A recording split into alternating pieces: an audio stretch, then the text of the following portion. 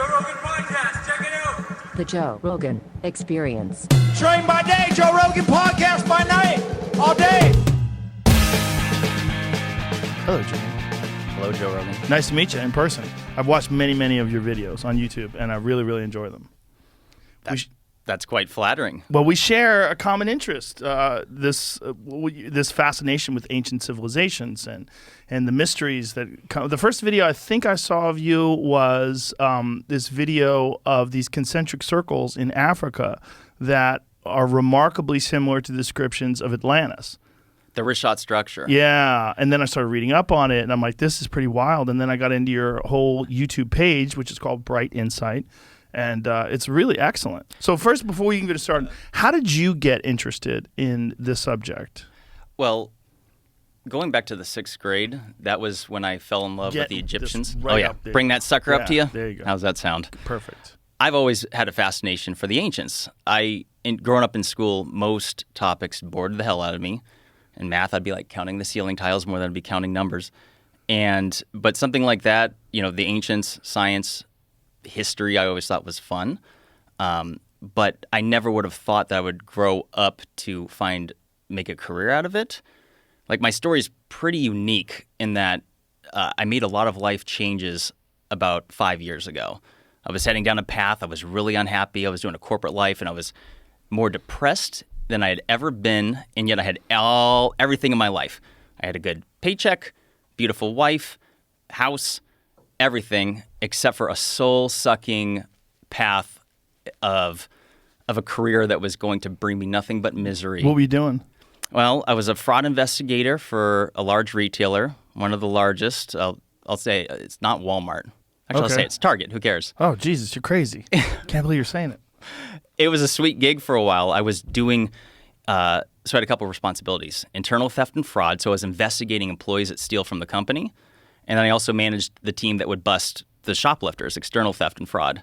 And that gig was awesome for a few years until, and I'm not talking crap about Target because it's a corporate thing. They're all doing the do more with less philosophy. Through attrition, they get rid of other positions, and then they pass on those responsibilities to you, and then you end up doing less of what you really want to do. For example, what I was good at was busting people that were stealing from the company. Salaried managers. How would they steal? Like, what's the most clever way? Well, so it could be something as simple as stealing cash, but that's like the easiest thing to catch, so that's more rare. Some people steal merchandise, so you got to think about it. Like, if you were to take, because we were joking about DVDs earlier, no one's doing them anymore. But when I was last year in 2014, DVD box sets for like television series, those things would go $50, $60. But if you steal a whole box of them and you sell them on the black market, and there's no overhead. And other things that people do is mark things down. Like, you'll have a TV or patio furniture or something, whatever. Think about it. And you just mark that stuff down. And yeah, but it could be something simple stuff. It could be people that are just trying to, I don't know. I mean, you think about it, like it's actually, let me put it like this. And this is for this is the shoplifters. You want to guess what the number one most stolen thing out of Target is, out of anything else? Gum? Mm-mm. No?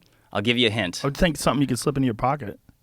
I'll give you a hint. Oh, okay. Yes. It's women and something that's just dropping their purse. It's nail polish. Nail polish? More than anything. Really? Yeah. So they just walk by and they just go, I can get away with this? Yeah, just grab it. And you catch them on cameras? Is that how you bust them? Yeah. And so that's the thing a lot of people don't realize. I tell anyone, like, don't steal from Target, man.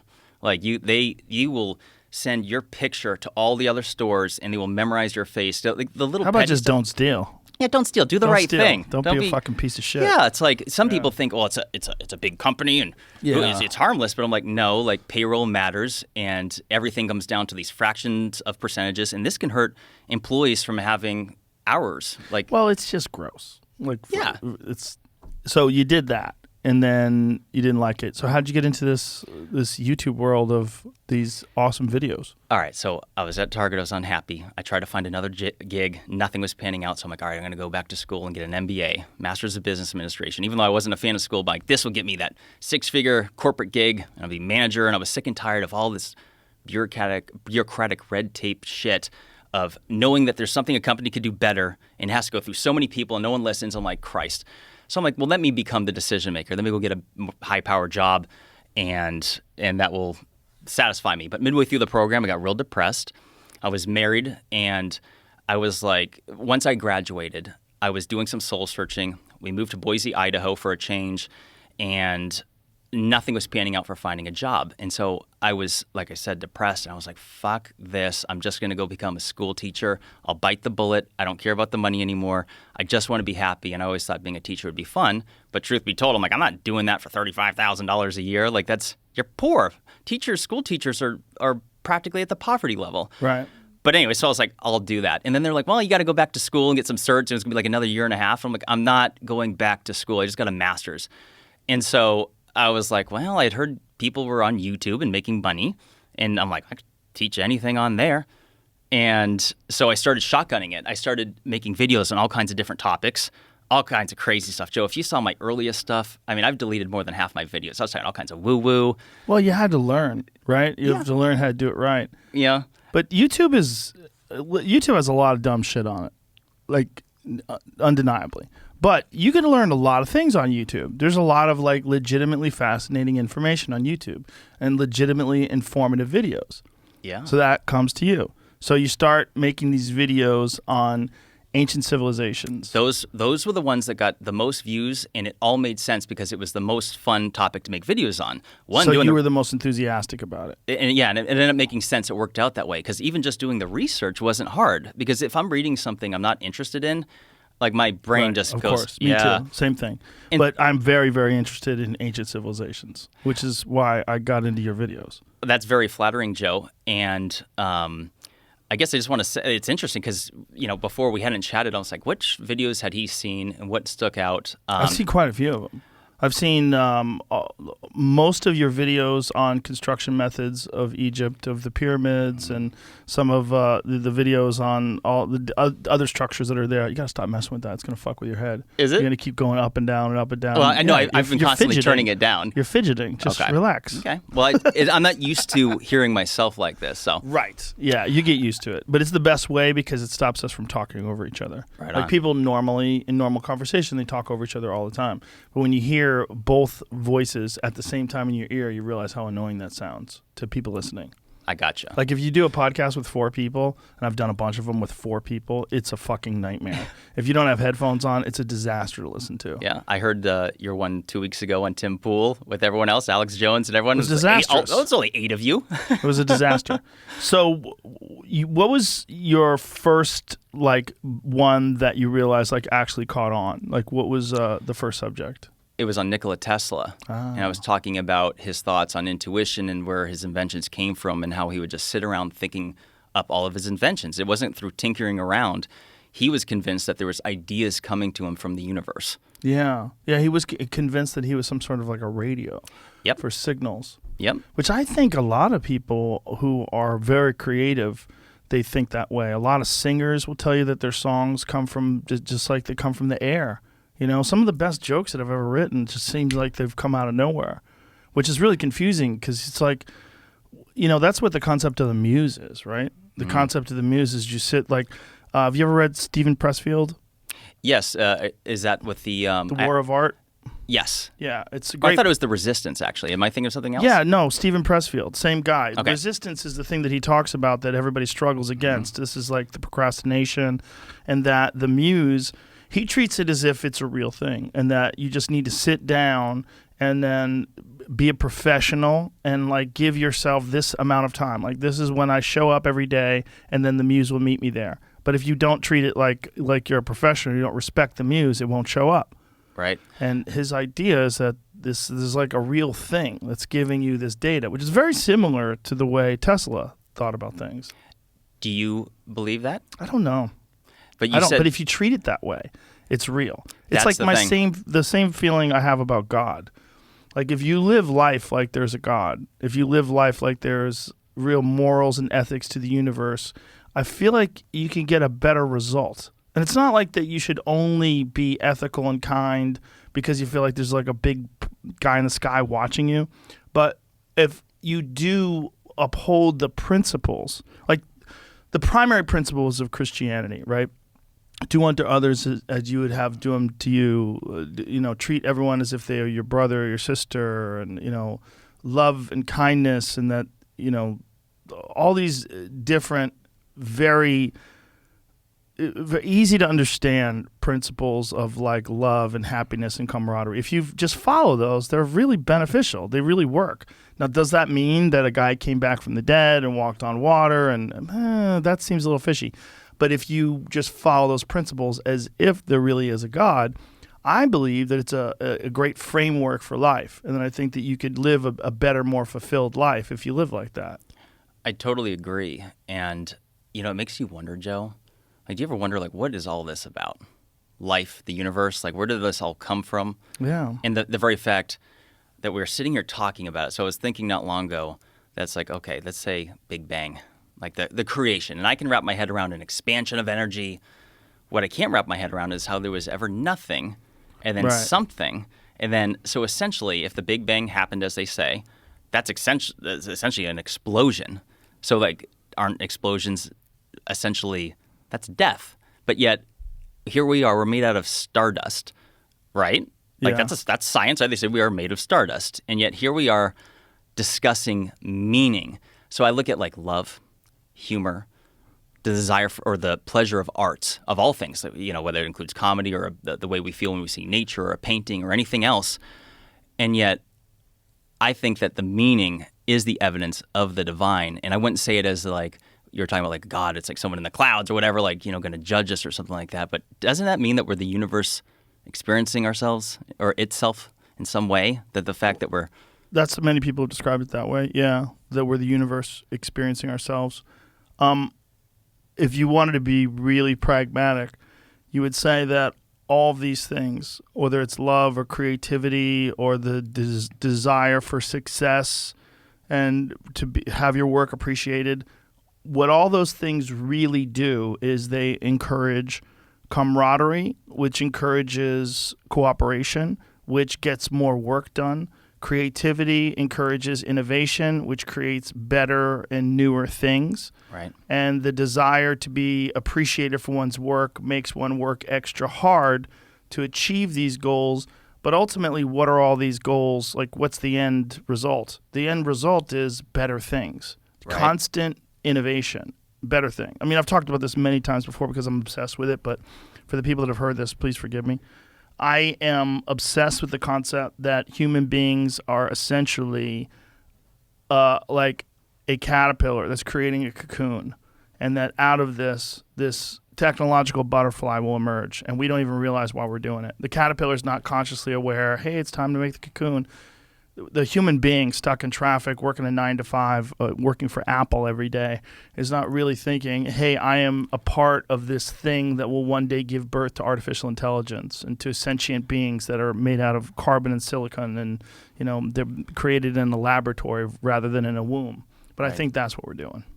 Yeah. And so it gets me back when we're talking about where these ideas come from and the idea of a muse. Because Joe, because you said you've got these ideas for jokes that have panned out quite well, right? Yeah. And it's so I look at my videos, and sometimes I'm really struggling with a title and a thumbnail, which is, I would say, the most important thing, because you got to get people to click, right? Right. And then after that, you need good content, or they'll just click off and they'll never come back.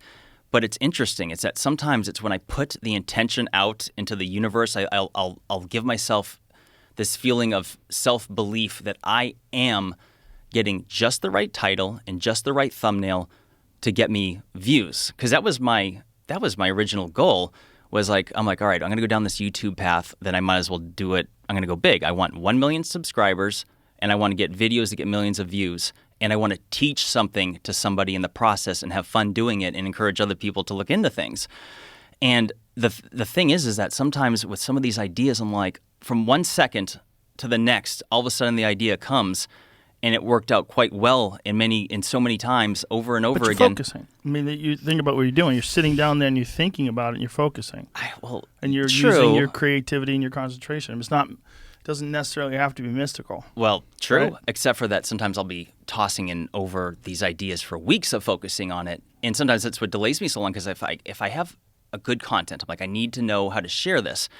But if you can't market, especially with YouTube and how big it is now, and if you got to show somebody why they should click on your video, and just focusing on it enough isn't necessarily what's brought me my ideas. I've struggled tremendously by focusing too hard, and then all of a sudden when I maybe let go a little bit, I'll get this flash, and I'm like, that's how it should look. Right, okay. Because especially when these topics I'm talking about, like let's say Atlantis, which we're gonna have to talk about that. How do you make a video when there's like 10,000 other Atlantis videos out there? What's going to make someone want to click on this one more than the others? So it's got to be a title that's maybe perhaps a little provocative or have certain keywords for the algorithm. And I've learned like with thumbnails, you got to, because if people are literally... So you think about this shit a lot. Yeah. About how to get people to watch a lot. How Yes. long have you been doing this now? I created, all right, so August of 2016 was when my first videos started coming out. Or actually, that's not true. June, July, but those videos don't exist anymore. The earliest one you'll find on my channel will be, I believe, August of 2016. So it's been a process of like trying to... The first 4 months, I didn't have 100 subscribers for the first 4 months. You're obsessed with the subscriber number and the views and all that shit, huh? It was a goal because I'm like, all right, so I did a complete 180 in my life, and I went from like this path that was more, let's say, normal and all the check boxes, and I'm like, well, if I'm going to do this, I want to be successful at it. Right. But I want to give back in the process, and by give back, I mean like teach someone something. Like I don't want to go do silly, dumbass videos, even if it would make me more money. I'd rather be proud of something I'm doing, if that makes sense. Right, yeah. So the Atlantis one. Yeah, So, the wrist shot structure. I was wondering if you saw those videos, Joe. Yeah, no, that was a big one that I saw because I've been fascinated by the concept of Atlantis. You know, ever since I had these conversations with Randall Carlson and Graham Hancock about the Younger Dryas impact theory and this concept that somewhere in the roughly around 11,000, 12,000 years ago, we were hit by a series of comets. And it's pretty evident that that's a fact. If you do the core samples of the Earth, they find this nuclear glass all over the Earth that exists in that time period. And it seems like something happened that reset civilization. And there's very little evidence of advanced civilizations before that up until recently, up until the last couple of decades. They started uncovering things like Göbekli Tepe and all these other structures that are clearly from more than 12,000 years ago. And they're really complex and really large with enormous stones.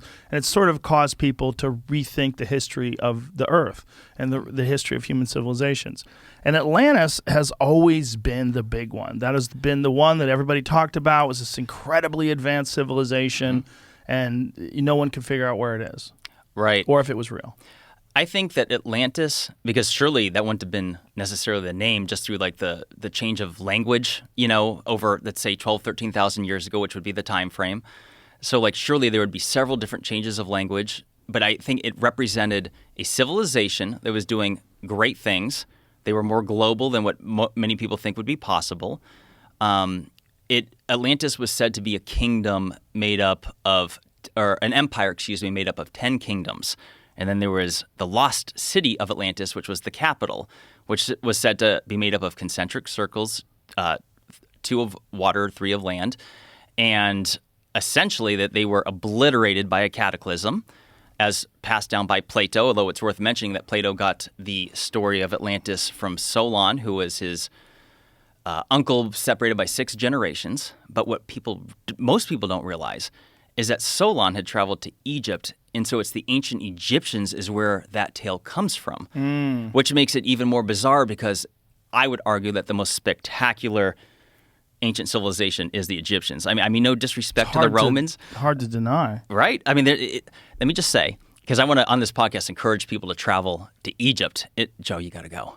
I really want to. A friend of mine just went, and she got back, and she was telling me incredible things about it. Jamie, will you pull up the photos of these concentric circles? Tell him. Yeah, the wrist shot, R-I-C-H-A-T. It's worth mentioning he's got it already here. Yeah, in the first couple, I just want to say it's wrist shot. I used to call it Rickot. I was mispronouncing it. But let me ask you this, Joe, real quick. When you saw my video, was that the very first time you had ever seen this thing before? Yeah. That's the thing. So many. When I first saw this, I was like, what the fuck is that? By the way, you see that white, all those white blemishes? That's salt. This was under the ocean. And people, let me just say, you mentioned Randall Carlson and Graham Hancock. I love them. And I know for sure that they don't particularly think this is the site for a few different reasons. So let me say there's absolute doubt. Even I am not 100% certain. I'm not even 100% certain Atlantis existed. What I am certain is that humans were doing spectacular things and a cataclysmic event happened called the Younger Dryas and reset something for somebody. Is there a natural explanation for Yes. this formation? Yes. So let me say that it is considered to be mysterious. They're not 100% certain of it. However, the consensus is that it was a volcanic dome that had risen and collapsed multiple times, like 100 million years ago, allegedly. I say allegedly. I'm not necessarily disagreeing with that. I'm just saying I would like to know where sometimes they get these figures from. Like, explain to me why it was 100 million years ago and not 99 or 98, because here we are talking about how crazy things changed in just the last 12, 13,000 years. So when they throw around these numbers, 1 million years in itself is an incredibly long period of time. But getting back to your question, some had originally thought that maybe it was an impact site from an asteroid or perhaps, but there's no evidence for it. Like there's none of the nano. The problem is there's these concentric circles. Yeah. I've never seen anything. I mean, obviously I'm not an archaeologist, but I've never seen anything like this if you study structures that are like man-made structures, I've never seen anything like this that humans have made, but I've definitely never seen go to that one where your cursor's on, Jamie. Please. So is this? You want to see some? All right. What is sorry. this? What am Okay. Okay. One step at a time, because we also have to take into consideration that people are just listening. So kind of describe what we're looking at here. Okay. So what you're looking at is approximately 250 miles inland in the total barren desert of Mauritania, Africa. So but the Western this image Sahara. looks like. Why is it blue? That's just showing you What it used to look like? No, this is what it looks like right now through, I forgot what you call this type of animation, but it's a satellite imagery that they enhanced in order for you to see the difference in elevation and the actual structure to itself. Okay, so if there was water in this area, you would see it this way, that it would be these concentric circles that are raised above the water, and then the water would be inside of it like that. Well, just to clarify, this particular image, no, this is not trying to represent water. So that blue is actually picking up on salt. So salt, all that was salt. But I mean, it used to be underwater, right? It's salt because it was underwater. That's what I believe, and that's what makes the most sense to me. Others will disagree, and let me tell you why. It is currently 1,300 feet above sea level. It's 250 miles inland. And so some people say this was never under the ocean, at least not for the last tens of millions of years, is what the scientists claim. I argue that since the salt is still there, and not only that, Jamie, if you go to the other images that show you more of the white, the one that you were previously on, the one to the middle to the left, right there. So those areas with the most white blemishes happen to be the areas that are the lowest in elevation, which to me tells me that saltwater had settled there. But not only that, Joe, Atlantis was said to be, like we said, multiple rings of, water and land. However, it was said to open to the sea to the south. And what you're looking at here, the south, so this is oriented north, south, east, and west. What do you see to the south? And especially if we could get another... This is a very flat area that looks like it's the lowest elevation. Like around it looks like it's higher. I mean, it's hard to tell from this image. Jamie, will you Google map it? Just type in... even if you went to Mauritania, so you could see this from space. Astronauts use it as a locator, and they weren't really familiar or aware of it until the Gemini missions in the early 1960s. So if you if you just go to Google Earth, you'll be able to find this quite quickly. It stands out, and it's why they call it the Eye of Africa or the Eye of the Sahara. All right, so just pan out a little bit, and it'll provide us with keep going. All that white is salt. In fact, I had a friend, Josh Sigurdsson, that went out there and tasted that shit off the fucking ground. That's salt. Because a lot of people say, this was never under the ocean. And I'm like, all right, you see all that? Even Randall Carlson himself, which let me just say, he, for a few reasons, he favors the Azores. He doesn't think this is likely to be the location for a few reasons. He favors what? The Azores, the island chain, which would be, it's And he thinks that was Atlantis? To him, he's partial towards that.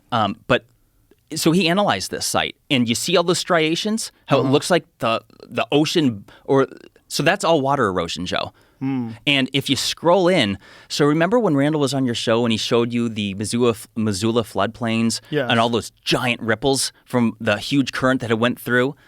This is here. So scroll in, right there where your cursor is, Jamie. Scroll right in. you're going to see those same water ripples. Keep going, because this is what you're looking at here is panned out. This is many miles. Like, keep in mind, this structure is 30 miles across. That's crazy. That looks like the bottom of the ocean, like if you see where the water breaks on the sand. Yep. And I have there's that's better crazy. pictures. And that, just to clarify, that white is salt. And that is because that's a lot of people don't know, Joe, that the Sahara Desert wasn't a thing until approximately 5,000 years ago. It's only in the last several years, and by the way, I'm quoting MIT research here, that the Sahara goes back and forth from green to desert approximately every 20,000 years. They believe it has something to do with the Earth's tilt, and that's worth discussing. But so this whole area, because people are like, well, that's not Atlantis. I'm like, well, first of all, if the Sahara Desert was a lush green tropical paradise, which had the largest known freshwater lakes ever known to have existed, for example, Mega Lake Chad, which it's like 3 times more water surface than all of the North American Great Lakes combined. It's a big sucker. Holy shit. How's it not an ocean? I know. It's all fresh water? It was when it existed, and that was at the time when the Sahara was green. And it also had some of the largest known rivers that were known to have existed throughout the world. I think they'd still be ranked 10th today or something like that. But so you have to, when you see this, people have to imagine that this area was once green, and that because one of the arguments I make is that the fact that that salt is on top of that dirt, to me, is indicative that the ocean flowed over here far more recently than what people think. How wide is this structure? Okay, so these concentric circles. I brought a laser. Do you have a laser pointer in here? No. It's okay. So the circles themselves is about 14 and a half miles across. However, if you go the complete shebang, the whole circle itself is just shy of 30 miles. So the whole thing is 30 miles, which would be like the size of a city. Right. Well, keep in mind the outer ring would have been water, so that wouldn't have necessarily counted. But some people will say that this is too big according to Plato's description. And let me just say that I'm like, well, hold on a second. I don't think that we should consider that, because of loss of translation, that we should consider the measurements a key detail. The question becomes, is it big enough to be a city with possibly millions of people? Because the way it was described is that it was a city that was said to be busy all day, all night, rich in trade, with languages spoken from all over. So I'm like, okay, that would imply millions of people. I mean, if a city's busy all day and all night, I think of large metropolitan areas like New York, Chicago, London, whatever. And so if this was indeed an ancient or a site of an ancient civilization, well, then it would have.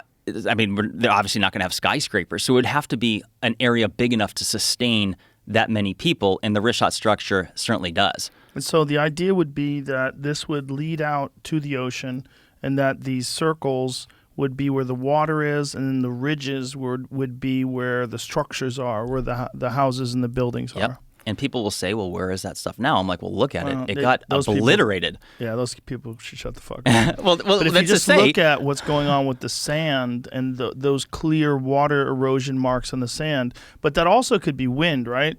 Couldn't the way that the ripples in that sand, couldn't that be wind? Both. However, just to clarify. Is that sand that is where the cursor's at right there?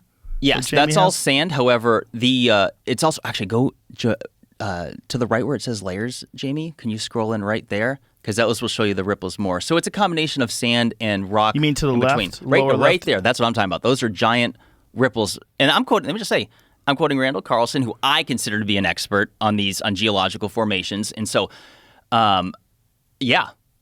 Right, but isn't that what wind-driven sand looks like? If you go to dunes look like that. Yeah, and undoubtedly. But hold on, this is sand, right? Yes, well, it's combination, rock and sand in between. Right, but this is like what it would look like if wind-driven sand and rock underneath it. Right, so what the implication is that it was blasted by water, and then after that, the wind has done its thing and moved the sand all over it and in between. So 20,000 years ago, this was all green, lush forest? No, Joe. 5,000. 5,000? So really?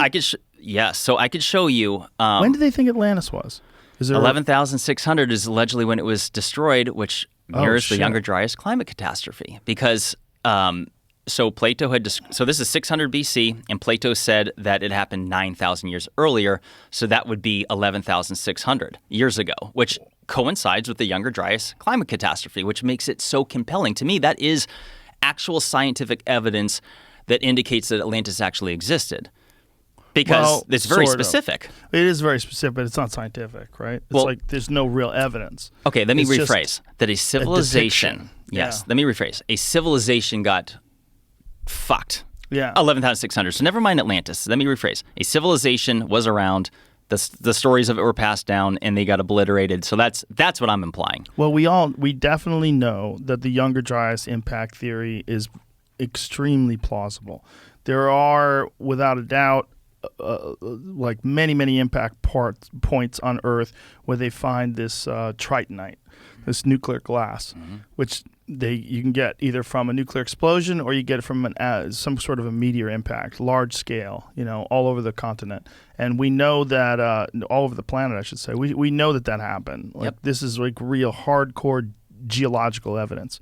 So if we know that there were structures before that, which we do now because of Göbekli Tepe and a few other places that they're reasonably sure were pre 11,000 years ago, 12,000 years ago, then we know that something was around back then that was very sophisticated. How sophisticated, we don't know. But then the other thing is, like, how much would be left? If you ever seen those photographs of Detroit, where you see houses that are being consumed by trees. Yeah. And there's some great ones in Russia as well, where they have these photographers have taken to going into these abandoned cities and watching the nature, like watching trees and the greenery consume these houses. But in Detroit, we're only talking about a couple decades. You've got trees growing through the center of houses. So the houses had holes in them. Rain came in through the holes. Right. There's holes in the floor. Something, whether it's a tree or something, grew up through the floorboards, burst through the floorboards. See if you can find some of those images, Jamie, because they're really fascinating. And so for people to just get an understanding of timescale, where we're looking at in these images. Quick one I found real fast. Yeah, so that was one. House, but. Yeah, so it's one from 2009, and then you see it from 2013. It's basically consuming that house. So in 2009, you just have a house in between two houses. In 2013, the house is abandoned, and it's being consumed by trees. It looks like it's been condemned. It looks like it's going to fall in on itself pretty soon. Yeah, but it's 4 years. It's wild. And so that's what's crazy. In 4 years, I mean, if you came back 4 years later and you saw that the house is abandoned, like right now at 2009, it looks like a normal house. Like you drive by, oh, there's a house. Yeah. In 2013, you go, oh, well, the house is getting eaten by trees. But there's some other ones from Detroit, Jamie, where you can see houses where the trees are actually growing up through the center of the house. I'll find one. Okay, no worries. Right. But my point is, this is just a few years. Right. If you go a few hundred years, everything's gone. Look at the Titanic. Granted, it's under the ocean, but in just over a little more than 100 years, look at that one. It's more than 50% gone already. Look at that one right there. Oh, that's good. That's crazy. I like that. Yeah, that's Look at 60 that. years. Like this house has been absolutely consumed by trees. Joe, people ask, they'll say, well, where's the rest of the evidence? I'm like, all right, so first of all, metal rusts away. Some people say, well, what about the plastic? I'm like, who said they did plastic? And by the way, if they were to, what makes you think that they would choose petroleum for it? Because the hemp plant used to grow naturally throughout the world before it was eradicated, and you can make completely biodegradable hard plastic out of hemp plant. Yeah, you can, and this is something we absolutely should be doing right now. And How dare dare you, Joe? How dare you? That big oil, come on now. Isn't it fascinating, though, when you think about the idea that these civilizations were super advanced but did it in an incredibly different way than the way we're doing it? Like, we think that the only way to be super advanced is to have heavy machinery, to have electronics, to have, 5G, wireless internet access, and all these different things. But what they did somehow was figure out a way how to cut these immense stones and move them from hundreds of miles away. And they figured out how to do this where they left behind no evidence of the construction.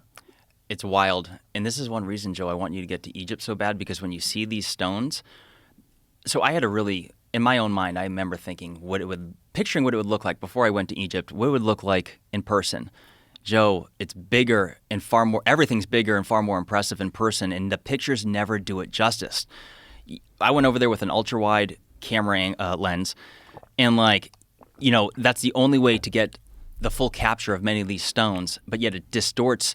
It doesn't show you just how big they are. So one of the things I like to do is have somebody stand next to it and then take the photo, because then you can actually I appreciate. saw the pictures of you next to it, and you're about 5'10". Is that what you are? I try to say it all the time. I'm 5'10", so people could just an average size guy just that. Yeah, there you go. Okay, yeah, look at this. That is a 125 ton stone.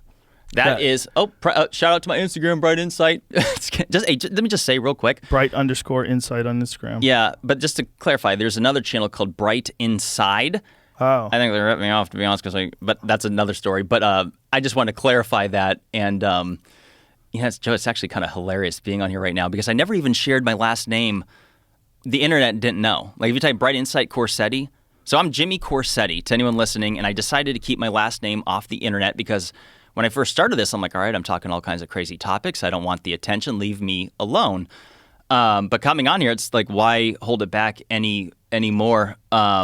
And so anyways, it's funny. Nobody gives a shit. Who gives a shit? Yeah, exactly. And the funny thing is, Joe, it's like, well, yeah, whatever. Well, look at these images, man. These stones, what's fascinating to me is how they're uneven, but yet they're perfectly fit into place. I mean, but what I mean by uneven is they're a bunch of different shapes.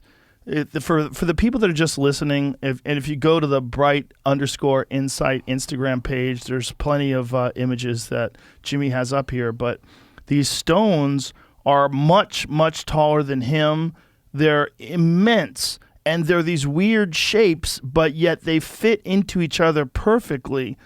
But what's crazy also is they're smooth in some places where they it's almost like artistic, right? Yeah. Like the way they jumbled them all together, but perfectly fit them. So look at that. God, that's amazing. Scroll over again, Jamie, because I'm gonna wow you. Go one more time, I think. All right, so that stone right there is 17 feet tall above ground, and another 12 below. Or maybe it's the other way around. Maybe it's 12 and then 17. I can't remember, but it's a 29-foot long stone. Jeez. At least 100 tons. So they dug under the ground, or did the ground consume it? Dug. Well, I believe. That's what I was told. Right? It's hard to say because a lot of the structures in ancient Egypt, especially the Old Kingdom, they found them underneath where they were buried by sand. Yeah. Which is obviously very different than this is just hard dirt. Yeah. And where in Egypt was this? Oh, I'm sorry. This is Peru. So this is Machu Picchu? No, this is Sacsayhuaman is what it's called, and it's these huge polygonal walls, these terraces, and all right, because I could see it on there. I'm such a nerd, Joe. You got to look at that doorway. It's huge, and that first picture we were showing you that I said is 125 tons. Just to put it into perspective for people, that's more than 3 737-800s, which is like a common, say, Southwest jet. Heavier than 3 of those suckers. That one stone, and it's like they're not even entirely sure where it came from. It's like how did they move it? Yeah, see, I put this in there. I'm into planes, Joe. So for comparison, because I also made the comparison that it's 20,000 pounds heavier than a 767-400, which is a wide body jetliner. Can you go back, Jamie? Go back one. It doesn't matter. That's fine. These stones, do they have an idea of where the quarry was? Not exactly. It's at least 20 miles here, but there's other places, say Egypt, where you have these 70-ton stone blocks that were moved more than 500 miles. Yeah, and the only boats that they had that we know of were completely incapable of carrying something like that. That's correct. Now, that doesn't necessarily mean they didn't have something that's since gone away, right. But I have to say something because I know exactly, because there's so many people out there that will cite, there was a discovery a handful of years ago of this papyrus that had, it was essentially a receipt for limestone blocks that were brought up the Nile and delivered to Giza. And many people have said, there was such clickbait fraud headlines about it saying, papyrus describing how they built the pyramids. That is the biggest clickbait nonsense, because if you actually look at what was detailed on it, it doesn't say anything. It doesn't use the word pyramid. It doesn't say what they were used for. All it says is horizon of Khufu. And so what some people interpret that to mean is that the alleged pharaoh who built the Great Pyramid, his name was Khufu, and that horizon of Khufu essentially could indicate, his resting place, as in horizon being to the west, where you go when you die. That's all that thing says. And it was already known, Joe, that some of the blocks were bought to Giza. So I just want to point that out because I know that people are going to Google this stuff and be like, oh, no, we know exactly how they did it. I like how you use this goofy voice. You have your dissenters. All your dissenters have goofy voices. As you see here, you got this papyrus that will explain everything. So it doesn't. This papyrus is some kind of a receipt? Is that the idea? Yeah, it was. I forgot. Yes, it was. I'm forgetting his name off the top, but it was a gentleman, and he was moving blocks. And but the thing that people need to realize is that there are hundreds and hundreds of other structures right around the Great Pyramid that are unbelievably smaller, and the blocks are unbelievably smaller than the ones in the pyramid. There's a lot of things that were built there over a few thousand years. So it's like that. It doesn't prove that was for the pyramid, and I don't think it is. But who knows? Because I know how the skeptics are, so I want to be open-minded. But like the reality is that it does not say pyramid. It doesn't describe how anything was constructed. It's worth saying. But either way, it is a limestone receipt. Yeah. So there was some sort of trade in these stones. And is there any depictions of transport of these blocks? Zero, except there is one that was, I don't know if it was the tomb of Renkara, whatever. I might be getting the name wrong, but it shows a 58-ton statue that they dragged on sleds, and seems to depict them pouring water.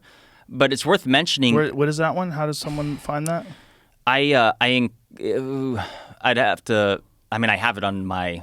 I brought my computer. I just don't have it in here with me. I wish I could show it to you. Type in Egyptians sled statue, and Google will bring that up under Google Image. Is that it right there? Boom. So that's a recreation because this was destroyed and damaged, but someone had interpreted it. It was destroyed and damaged how? I believe it was water flooding. There was different places. I could be wrong on that. Because Can you click on that, Jamie, so we could see it larger? But they're showing that's what was allegedly depicted. I use allegedly just because we can't see it today, but I don't have any doubt. I'm just saying. But so that slow down. Sorry. When we're talking about this, like when was this destroyed? Oh, not long in 1850 Scroll something down, like Jamie, so you that. can see the head of it. 100 something years ago. Down, Jamie. Yeah, so we get the full image. Look out. So the idea is that you got all these guys pulling. It's on a sled, and they're pouring water. And how old do they think this image was? I believe, if I remember right, 3,500 years. Well, that seems pretty reasonable that they moved it this way. Have you ever seen those videos from the 1930s of them moving entire buildings, like huge buildings? I haven't seen that. See if you can find the time-lapse videos of them moving buildings from the 1930s. Not only did they move these buildings like several inches a day, and they completely rotated like 180 degrees where the foundation of the building lay, but they also kept the power and electricity and the gas on. Yeah, this one I just saw. That's today wild. too. This is it. People didn't quit working the entire time. Yeah, the Jesus. people that were in the building kept working. So it's an 8-story, 11,000-ton Indiana Bell building rotation in 1930. So in 1930, first of all, you have to take into consideration the sophistication of the machinery was very different than what we have today. I mean, most of these buildings are made with bricks. They had steel beams and structures. Like I'm sure you've seen those construction photos of these guys that were eating lunch on a beam high above New York City. Yes. Which is fucking wild. Never do that. That scares the shit out. I get sweaty hands just looking at those pictures. I'm not even But afraid of heights. Go back to that video, please. But that video of this building, I mean, you think about it, this is in 1930, and, you know, obviously we can do much more today than we could then, but what they did, play it? Oh, it's only 10 seconds. Yeah, I know. But when you watch this happen, like, this is fucking wild, man. They moved this entire building. Let me just say, I am less impressed by the moving of things because technically, like, if you use wedges, you could lift a whole house. So just keep jamming them in there. Right. It's kind of like, although one random thought I'm having is that with that prior illustration of that 58-ton statue, there's other ones in Egypt called the Colossi of Memnon, and those are 720 tons apiece, and they were carved, estimated from out of one piece of stone, 1,000-ton stone, and moved tremendous distances. So I'd like to see that done, but I would think that same method could be done to scale, and so I don't disagree with it. What I am curious about, Joe, is how they got those 120 or 130 70-ton granite blocks more than 300 feet up into the Great Pyramid alleged king chamber. Yeah. Well, these images and that building, that's a good point, is that this not made with enormous stones. This is, even though the building itself is enormous, we know that piece by piece it wasn't really that big. Right. Except for the beams and some of the structural elements of it. But if you look at some of those king's chamber stones, I mean, my God, and they're so perfectly cut. It's unreal. It's unreal, Joe. And that's the thing that impresses me more is the cuts themselves. Yeah. Because the Egyptians are said to be a Bronze Age culture, which means that's supposed to be the most sophisticated type of tooling that they had. However, when modern tests have been done on, testing it on granite and limestone, it's failed miserably. And what I mean by that is that you can technically cut these things in half, but it takes a tremendous amount of time. And if they were alleged, because each pyramid, and keep in mind, there's more like something like 118 pyramids in Egypt. A lot of people don't realize that. They just think of the three big ones in Giza.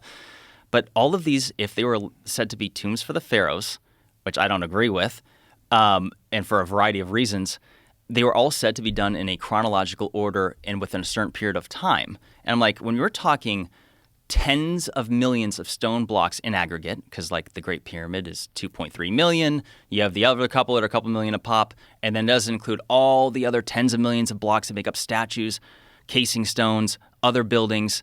Literally, I mean, I estimate, and this is just a ballpark, but it had to have been at least 50 million stones cut throughout ancient Egypt. And I'm like, when you're doing it with methods that can barely get more than an inch an hour, and by that I'm talking a copper saw, and they pour in sand and water, and essentially the quartzite particles are what's cutting it. But Joe, it's so slow, and not to mention the precision is nowhere near it. And so it's like, it's a mystery. Like they don't, because there's a few things people need to know is that nowhere in all the tens of thousands of hieroglyphs found throughout ancient Egypt, not one single one of them shows anything about them cutting stone, nor does it show anything depicting the construction of a pyramid. Nothing. Well, we lost a lot during the Library of Alexandria burning, right? Well, yes. Although I made a video on that years ago saying that, the stupid Caesar burnt that thing down. But, I'm starting to think, Joe, I'm like, the Caesars were highly intelligent and they were gatherers of information and documented everything. I'm like, Joe, they kept that. I would have raided that thing, took all that information, and now it gets me thinking about Vatican archives and stuff. Yeah, but hold on a second. You weren't there, right? Like the Caesar probably wasn't there either. He did. They sent people. Well, okay, right, but he invaded. They invaded. But do you think he was there? Like they probably had a bunch of barbarians at the helm, and these savages were bloodthirsty, and they're getting crazy and killing people and taking over Egypt. They lit shit on fire. Yeah. They probably weren't even thinking hey, the actual construction methods that we could pass down from generation to generation are here. It's possible. I don't know. I don't know either. So you think they kept it in the Vatican? Well, no. That is a fun topic. I'm not convinced of it. It just seems to me that throughout war, people gather intelligence whenever they capture somebody or they kill them, and it just seems to me that the Caesars would have possibly, maybe they did, maybe they didn't, maybe they burnt it all down, or maybe they kept that stuff. Because have you been to the Vatican? No. It's wild. Yeah? Vatican's confusing. Yeah, because there's so much shit there.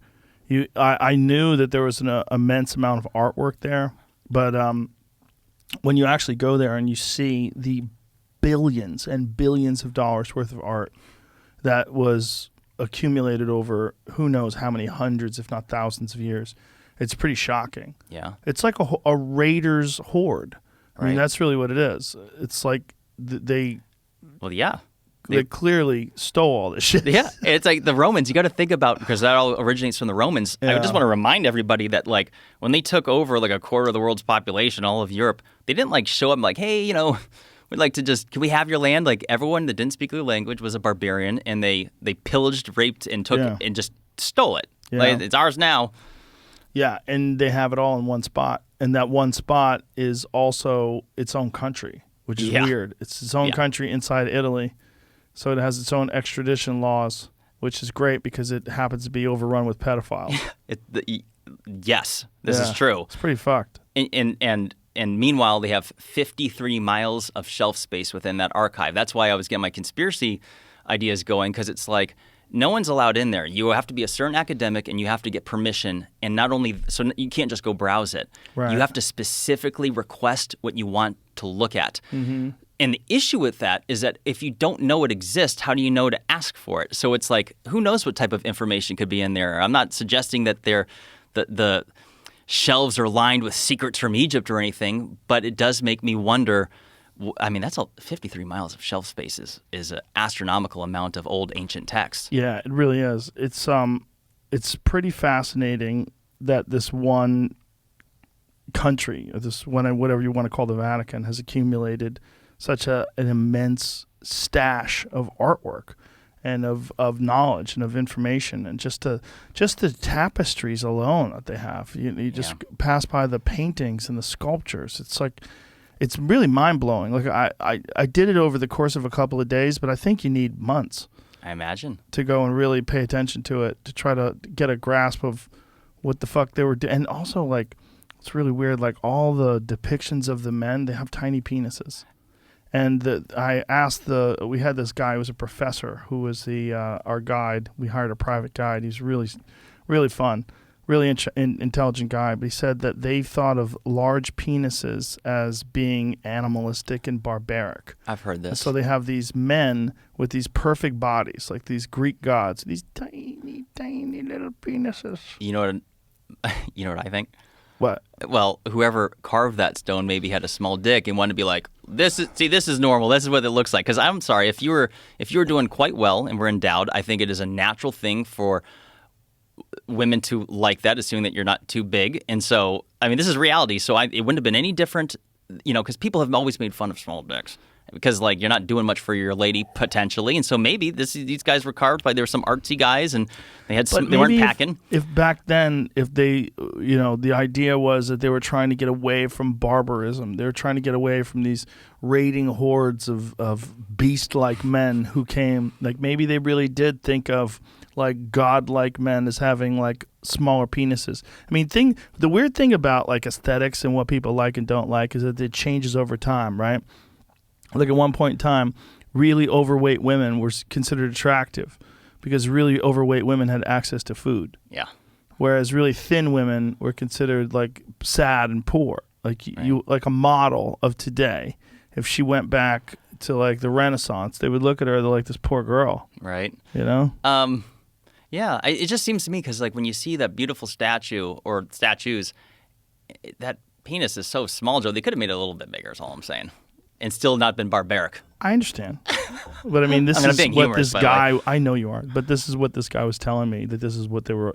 I mean, you're talking about a time, 1,000, 2,000 years ago, where you're dealing with the Roman Empire, you're dealing with the Germans and the barbarians and the Mongols and the Khans, and there's so much chaos and barbarism. There's so much slaughter and just hardcore hand-to-hand combat, and Genghis Khan was lighting bodies on fire and launching them in catapults, and like, it was wild times.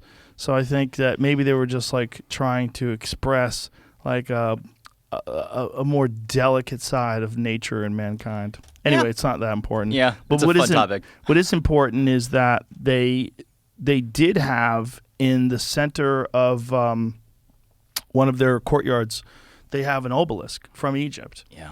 That they had imported somehow or another, this fucking immense stone obelisk. I took a photo of it. I know it's on my phone somewhere, but I'm not going to find it right now. But they brought it from Egypt. Mm-hmm. And that's not close. No. And they figured out a way to get that thing there, who knows how many fucking years ago. I forgot it. It was like 100 or so years ago. I could be wrong, but I know that these obelisks have been brought over everywhere. It's not just Rome. They're in France. They're in London. It's in New York. It's kind of weird. New York has obelisks? They have one in Central Park. Really? I'm 90% certain. Oh, that's showed right. you We've this talked before. about this. Yeah. Yes, that's right. Yeah, It was a go gift. Go to that photo, because that's fucking wild. We have an Egyptian obelisk in Central Park. What was the significance of the obelisk? Why were the Egyptians really interested in that particular shape? It's a good question. I don't think Joe, I don't think anyone can say with certainty. Cleopatra's Needle. Go back to that, please. Yeah, look at that. With the description. Cleopatra's Needle in New York. No, go back right there. Yeah, Cleopatra's Needle in New York City is one of the 3 similarly named Egyptian obelisks erected in Central Park, west of the Metropolitan Museum of Art in Manhattan in January 22nd, 1881. Wow. That's pretty cool.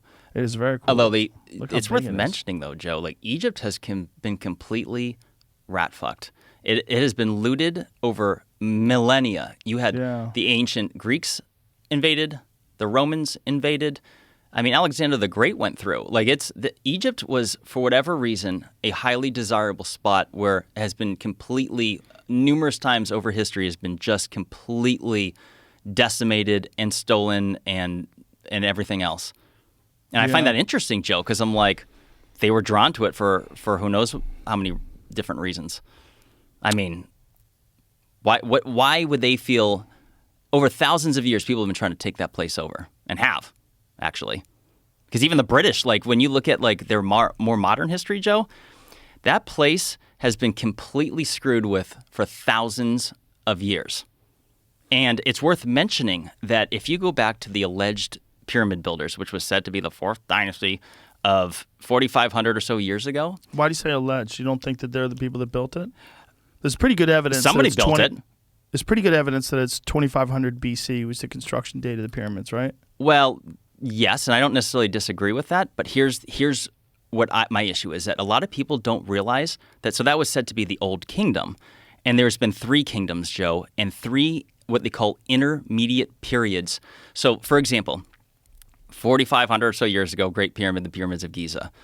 Within 1,000 years after that, there was 2 periods of time where there's approximately 345 years of lost history, and it's called they call them intermediate periods.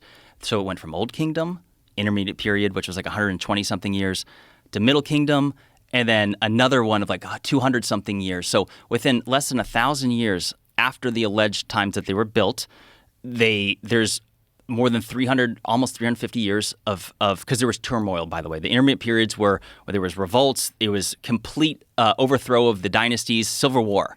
So I'm like, what is it that the reoccurring theme that we see whenever there's a war? You know,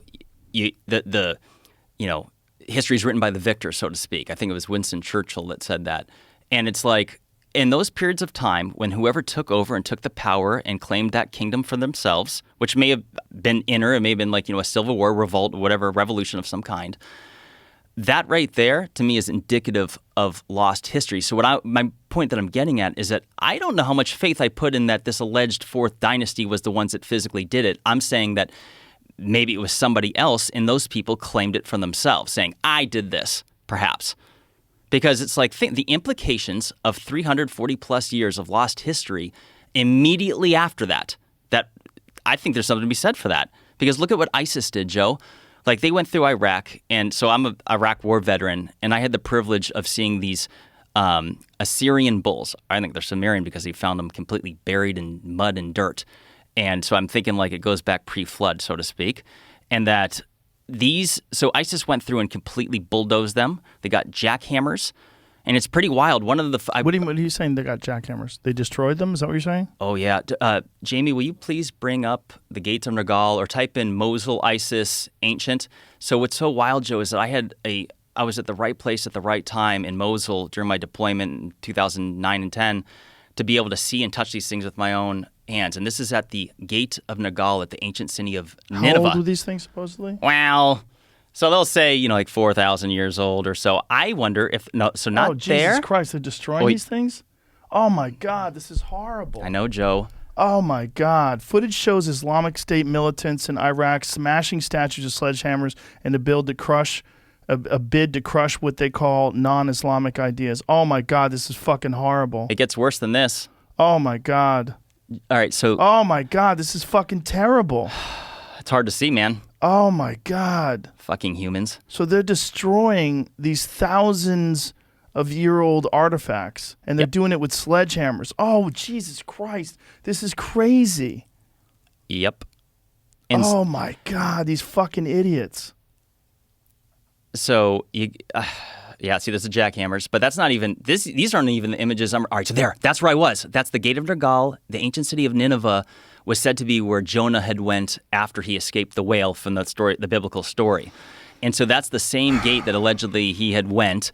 And so, Jamie, if you could just bring up, because because there's a few articles that show that spot and these huge. Are you familiar with the winged bulls? They're called Lamassu. No. They're like 15 feet tall. You got to see them, Jamie. This is so worth it. And so these things were unbelievably impressive, and they went through ISIS. Joe, they got huge earth-moving equipment like dozers, and all right, there it is. This is what I'm talking about. So the picture on the upper left, that's exactly where I was, and there's a picture of ISIS.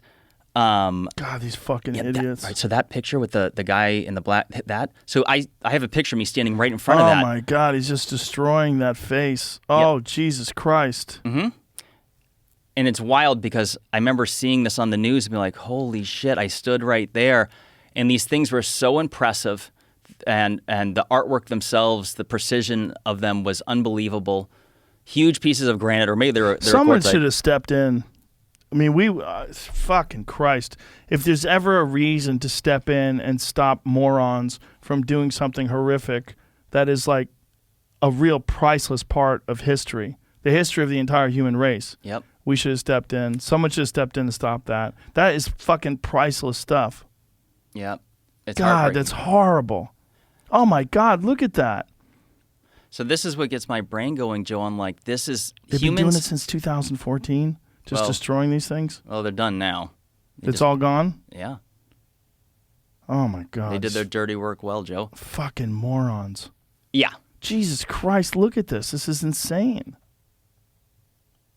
So that's what stands out in my mind, Joe, is that I'm like, God, that's horrific. yeah. And it does, something tells me this isn't look how the they first time. destroyed that. Oh my God. Mm-hmm. This can't be the first time humans have invaded a place and destroyed stuff from the past because they didn't want it to exist, maybe for religious reasons or for whatever. And so when I hear about this lost history in Egypt immediately after the dynasty that was said to have built the pyramids, it makes me wonder what history was lost in that process by either claiming it for themselves, like I did this, and then essentially that was passed down to something we are talking about today. God, this is so hard to watch. You look at those images, it's so hard to watch. Because I've been obsessed with the ancient Middle East as well, and like the ancient Sumerians and Mesopotamia, and basically the cradle of civilization, of what we know of civilization. To see them just destroy those things, like fucking Christ. Some of the oldest relics ever. Now, yeah. God, it's so disturbing. Humans, huh? It's not humans, it's morons. Yeah. Most humans would revere those things. Yeah. Most humans would look at those things and say, my God, like what incredible structures, and like this is a window into the past, and we can try to figure out like what these people were like and what life was like. Yeah. Fucking God. Jesus. It's hard to say. It is. And there was no effort to stop that? None, Joe. So this was the hardest thing for me, Joe, is that I volunteered to go to Iraq. I was inspired by 9/11. I volunteered to go there because I thought I was liberating the Iraqi people. And coming home and seeing that and the way one of the worst things you could say that happened when ISIS invaded is that they killed off the Yazidi people, which were a completely peaceful people who lived essentially in northern Iraq, Kurdistan. And these people were absolutely harmless. And they came through and they killed the men and they took the women. So along with killing or beating up those statues, they were also completely decimating the people themselves. Yeah. Yeah. And this is modern humans, which, relatively speaking, are less vicious and less barbaric. I mean, if you study like Steven Pinker's work, as you go back in history, people are more violent. As you go forward in history, life is safer, and you have less crime and less rape, less murder. So going back to your point when we were talking about the Romans and the savages and the barbarians, so let's back up another 2,500 years before even them, which would be like Great Pyramid of Giza time. So isn't it fair to say that those people would have been capable of destroying and just doing their dirty work well, despicable, barbaric savagery? You know what I mean? So it makes me wonder, I think that there is Okay, so for example, when I was saying that there's no depictions of any kind of how they cut these stones, I think it's because someone destroyed that. Honestly, I don't think it's because they didn't record it somewhere. I think it's just somewhere along the line somebody beat the shit out of it. Well, there's no dispute of that. That's what the concept of the burning of the Library of Alexander. That's what most people believe. Yeah. The theory is that they went in there and lit everything on fire, and that's where all the records were. Now, out of the construction that is depicted in the pyramids, is there any construction of the flooring? Like, because there's immense stones that they used for just the floors. Yeah. So is there any of that? Zero, Joe. No. Literally zero. The only depiction of any kind goes from the tomb of Renkare or something. It's hard to pronounce, but it just shows some guys dressing a stone and also a statue with some chisels. It doesn't show how they cut the blocks. Does it? What is the name of the?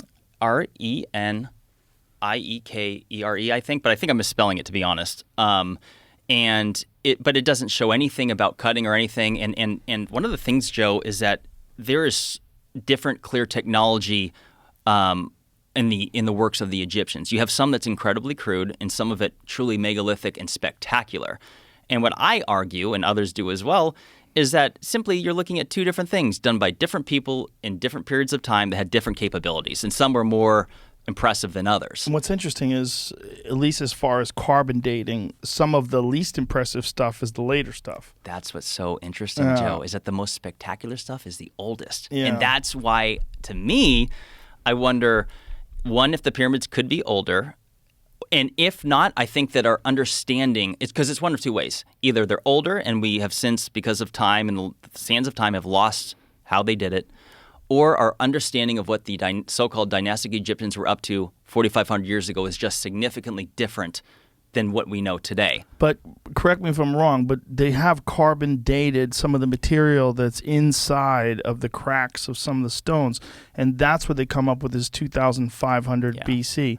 I think even Graham Hancock and Randall Carlson and Robert Schoch and all these other people that are arguing for an earlier date for some of the construction, they believe that, like the Great Pyramid of Giza, that one is 2,500 BC. They certainly do, and I'm not disagreeing. It is possible, though, that the Egyptians had restored those casing stones, because if you look at the Great Sphinx, it's already known. So the Great Sphinx is supposed to be 4,200 years old, but something like 100 or 200 years after that is the evidence of the first restorations of adding more casing stones. Mm-hmm. And so it's like, well, maybe that happened to the pyramid as well. So technically, it doesn't prove that that is the birth of the Great Pyramid, but that the earliest evidence of when humans had did something to it since. But let me just say, let me be crystal clear. I'm not suggesting, and I haven't said in a video that I think that the pyramids are 12,000 years old. What I think is that the reality is that it's a mystery. We don't know how they did it. Can I ask you this? Like, sure. The thing about carbon dating is you don't really do that with rocks. You can't. Because if you did, everything would be billions of years old. Right. Because these rocks are billions of years. You cannot date stone. Right. So what are they? They're using pieces of material that they find at the site, under the ground, like next to it, and then they kind of get a rough idea. Sure. Is that the idea? Anything that's organic, anything that anything that was, whether it's a piece of wood or an ancient piece of leaf that's stuck to a rock or something. So yeah, to me, all it proves is that somebody had done something to it then. I don't think it 100% proves it was built originally then. It's possibly restored it, because if we know that there's no discrepancy on the restoration of the Sphinx. In fact, it shows that it's been restored several times. Even the Romans restored it. But the earliest restoration was something less than that. How did the Romans restore it? They just add casing stones to it. It's actually pretty wild to see. You got to see it in person or a picture of it for me to show you. But like just adding stones over it to make it look better, I guess. Like just I know they've done that more recently with the paws. Significantly, actually. It kind of sucks that they did it. I agree. I don't know why they would. It just seems so dumb that they would fuck with that and try to make it smooth and pretty. Like part of what's beautiful about is the age of it. But the Robert Schoch, who I've had on the podcast before, he was the first geologist to stick his neck out and say that the water erosion around the temple of the Sphinx indicates thousands of years of rainfall. And like you were saying, when it comes to the Sahara, it's the same thing with the Nile Valley. The last time there was significant rainfall in the Nile Valley was 9,000 years ago. Yep. And then you have to look at the thousands of years of rainfall required to make these deep fissures in the stone where the softer areas are eroded, and you have these deep, vertical fissures that indicate that water coming down from the top and leaking through have created all this stuff. And so his timeline is thousands of years before 9,000 BC because it's required that much time to create this erosion. That's very controversial around traditional, the Egyptologists that want to follow the conventional timeline.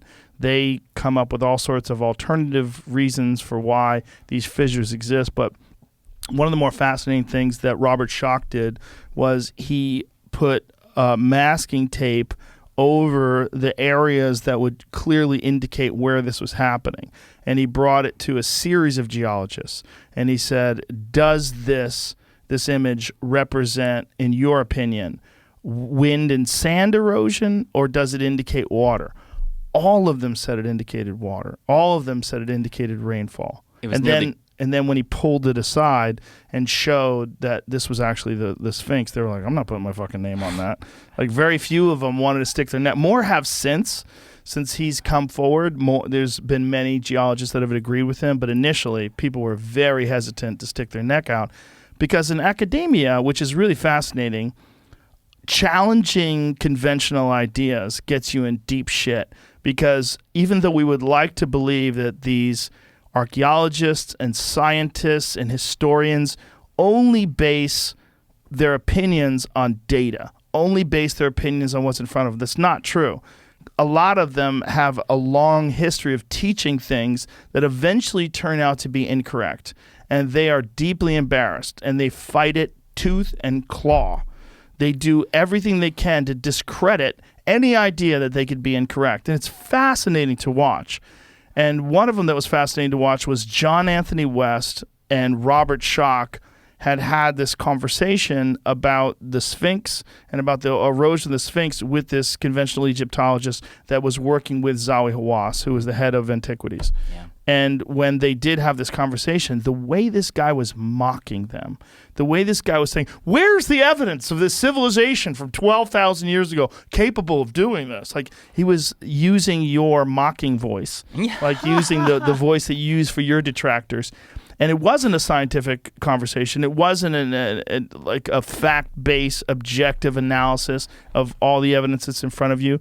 It was instead this guy trying to defend these decades of teaching. He's been writing books and papers and teaching lectures about this stuff, and it turns out he's probably really wrong. And he was fighting it with every ounce of his being. Now, since that, then the construction, or then the excavation of Göbekli Tepe took place, where they realized that this is undeniably at least 12,000 years old because it was covered somewhat intentionally. They think that intentionally it was covered up, that it was buried 12,000 years ago. So that means, well, how long was this fucking thing built? How long ago was this made? If someone intentionally covered it up 12,000 years ago, how long was it around before they did that? Right. So this is that evidence that guy was talking about. This evidence of an advanced civilization.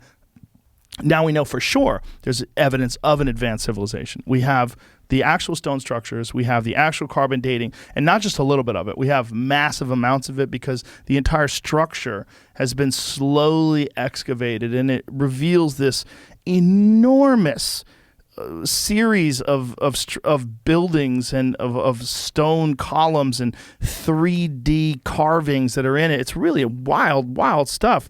And the idea that this was all done by unsophisticated hunters and gatherers who had time to build this in between, like, eating berries and trying to kill squirrels, like, it's wild. It is. And there's a few things to say there, Joe. So going back to Dr. Robert Schoch, so what I had heard is that when he presented that water erosion evidence of the Sphinx. Apparently, he was at like a conference of nearly 200 geologists, and everyone in the room was like, yeah, that's because he did a comparison essentially as like, would you agree that this limestone has water erosion, and would you agree that this limestone has wind and sand erosion? Right. It's a resounding yes, and it turns out he was showing you two different parts of the Sphinx.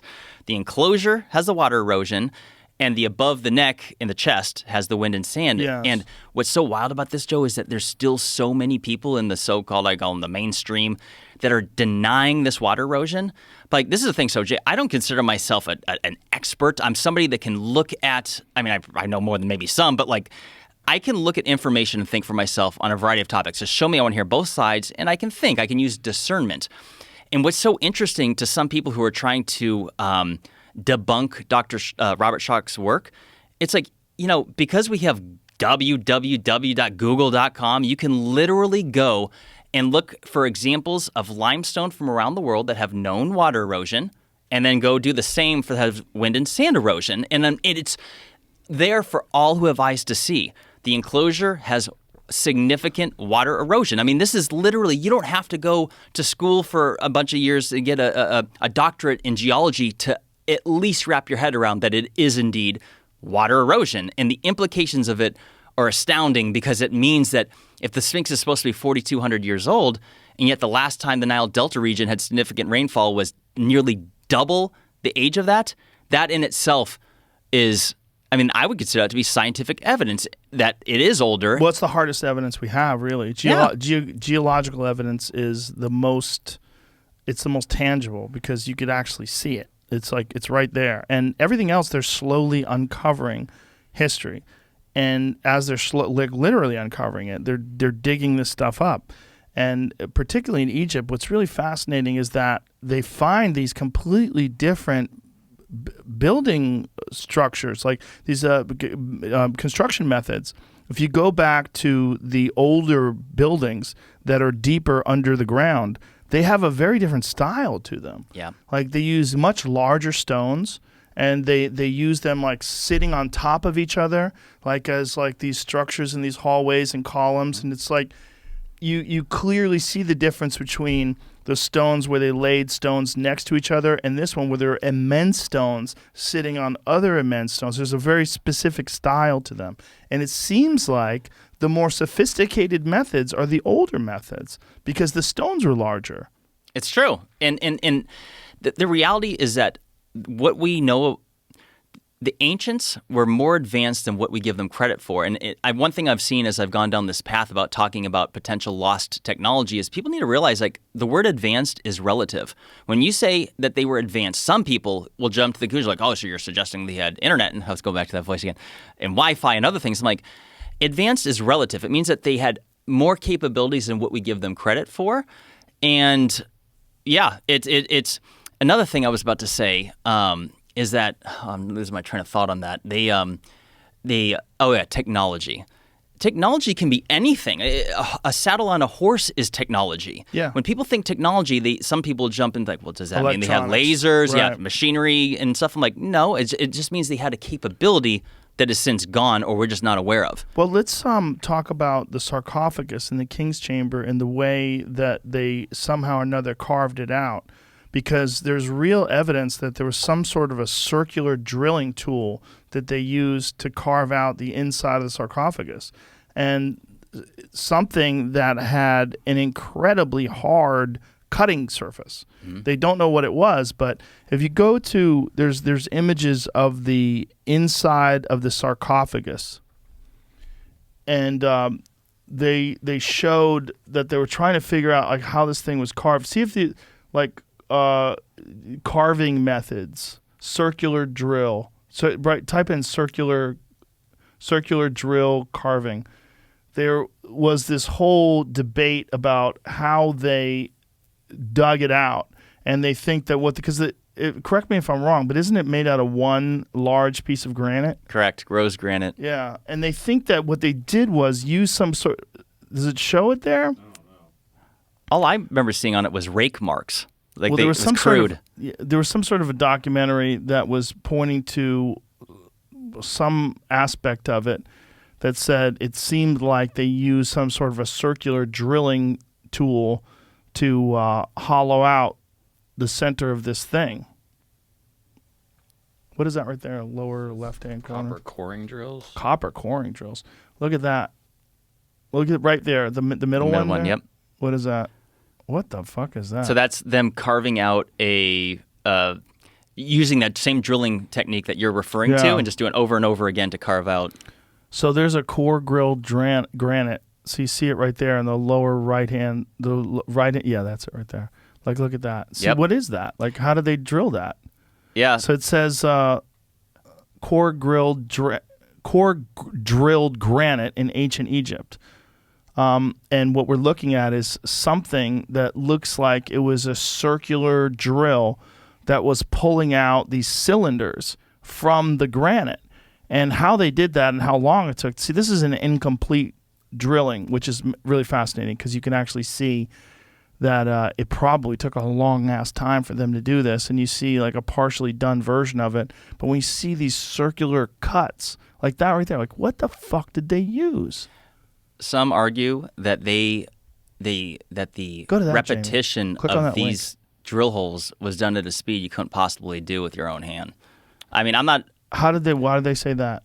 Well, so if you measure from each striation to the next, that would indicate one revolution of the drill.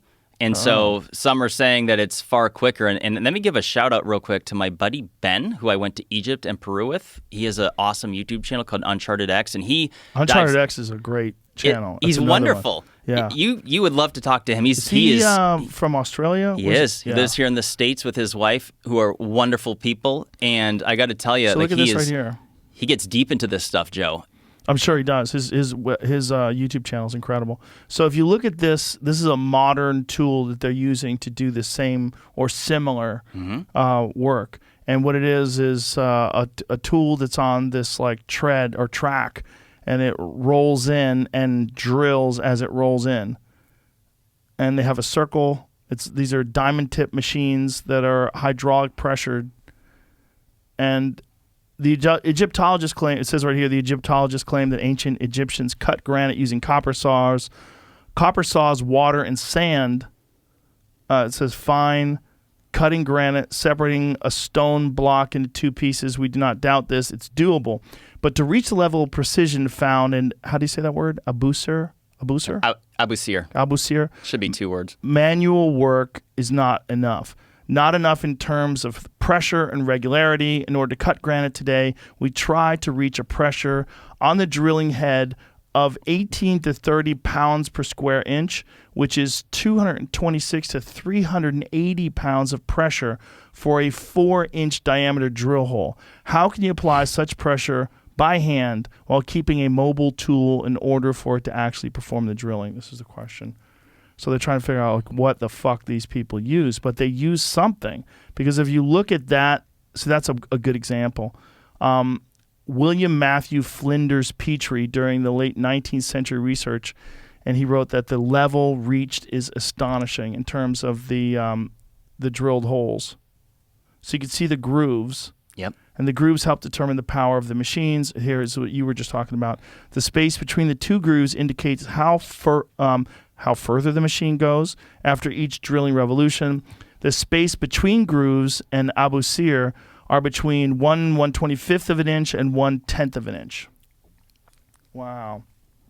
Look at that fucking crazy. In 1983, Chris Dunn interviewed Dr. Ronald Ron from am I saying his name right? That looks right. R-A-H-N. Ron from the Ron Granite Surface Plate Company in Dayton, Ohio. Ron indicated that in order to drill granite, they were using heads drilling at a revolution speed of 9,000 revolutions per minute. Or 900 revolutions per minute.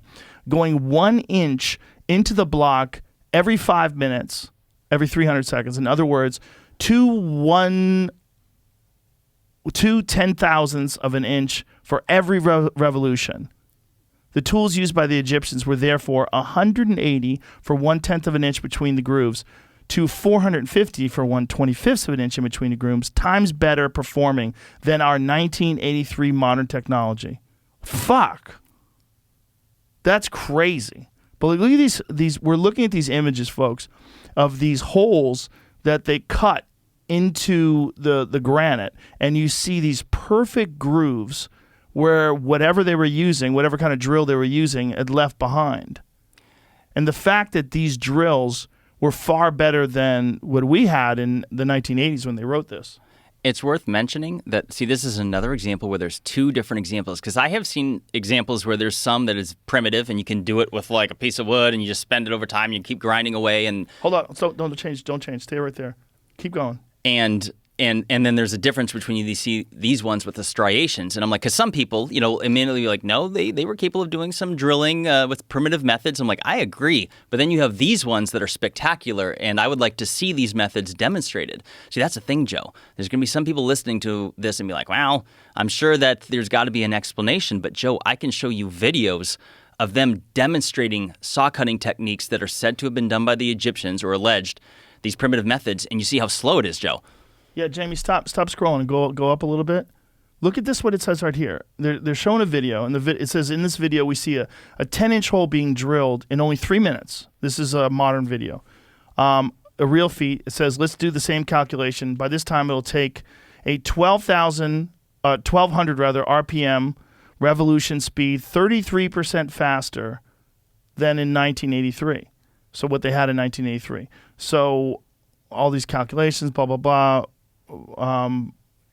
We're still, right now, in 1983, they were 14 times less effective than the Egyptians with grooves separated by 1/25 of an inch. It says, but what does 14 times less efficient really mean? It means that while our modern diamond tips machinery completed one revolution and drilled 1/360th of an inch, the Egyptian tool had already drilled 1/25 of an inch, 14 times more. Wow. The evidence is in front of us, Joe. This is wild shit, man. People say, what's the evidence that ancients were advanced? I'm like, it's right there. Like that. Oh God, here we go. This is the video they're talking about. So this is the video of them using modern equipment to drill into it and saying that this stuff that they had in 1983, that the Egyptians had something that was 14 times better. And keep in mind, again, diamond tipped. That's what people need to remember. Like, so are we suggesting the ancients had that? Because that's what we're using. And they pour water over it the whole time too, because otherwise the thing will melt. Right. So we have zero idea how they did it. Correct. It is. But we do know they did it. Someone did it. Absolutely. What's amazing is seeing that actual physical evidence is, again, the geological evidence. I guess it's sort of geological and archaeological at the same time, right? Because they're carving into stone. Right. But seeing these carvings, the marks, and the fact that it's a perfect tube, that they pulled the cylinder out. Yep.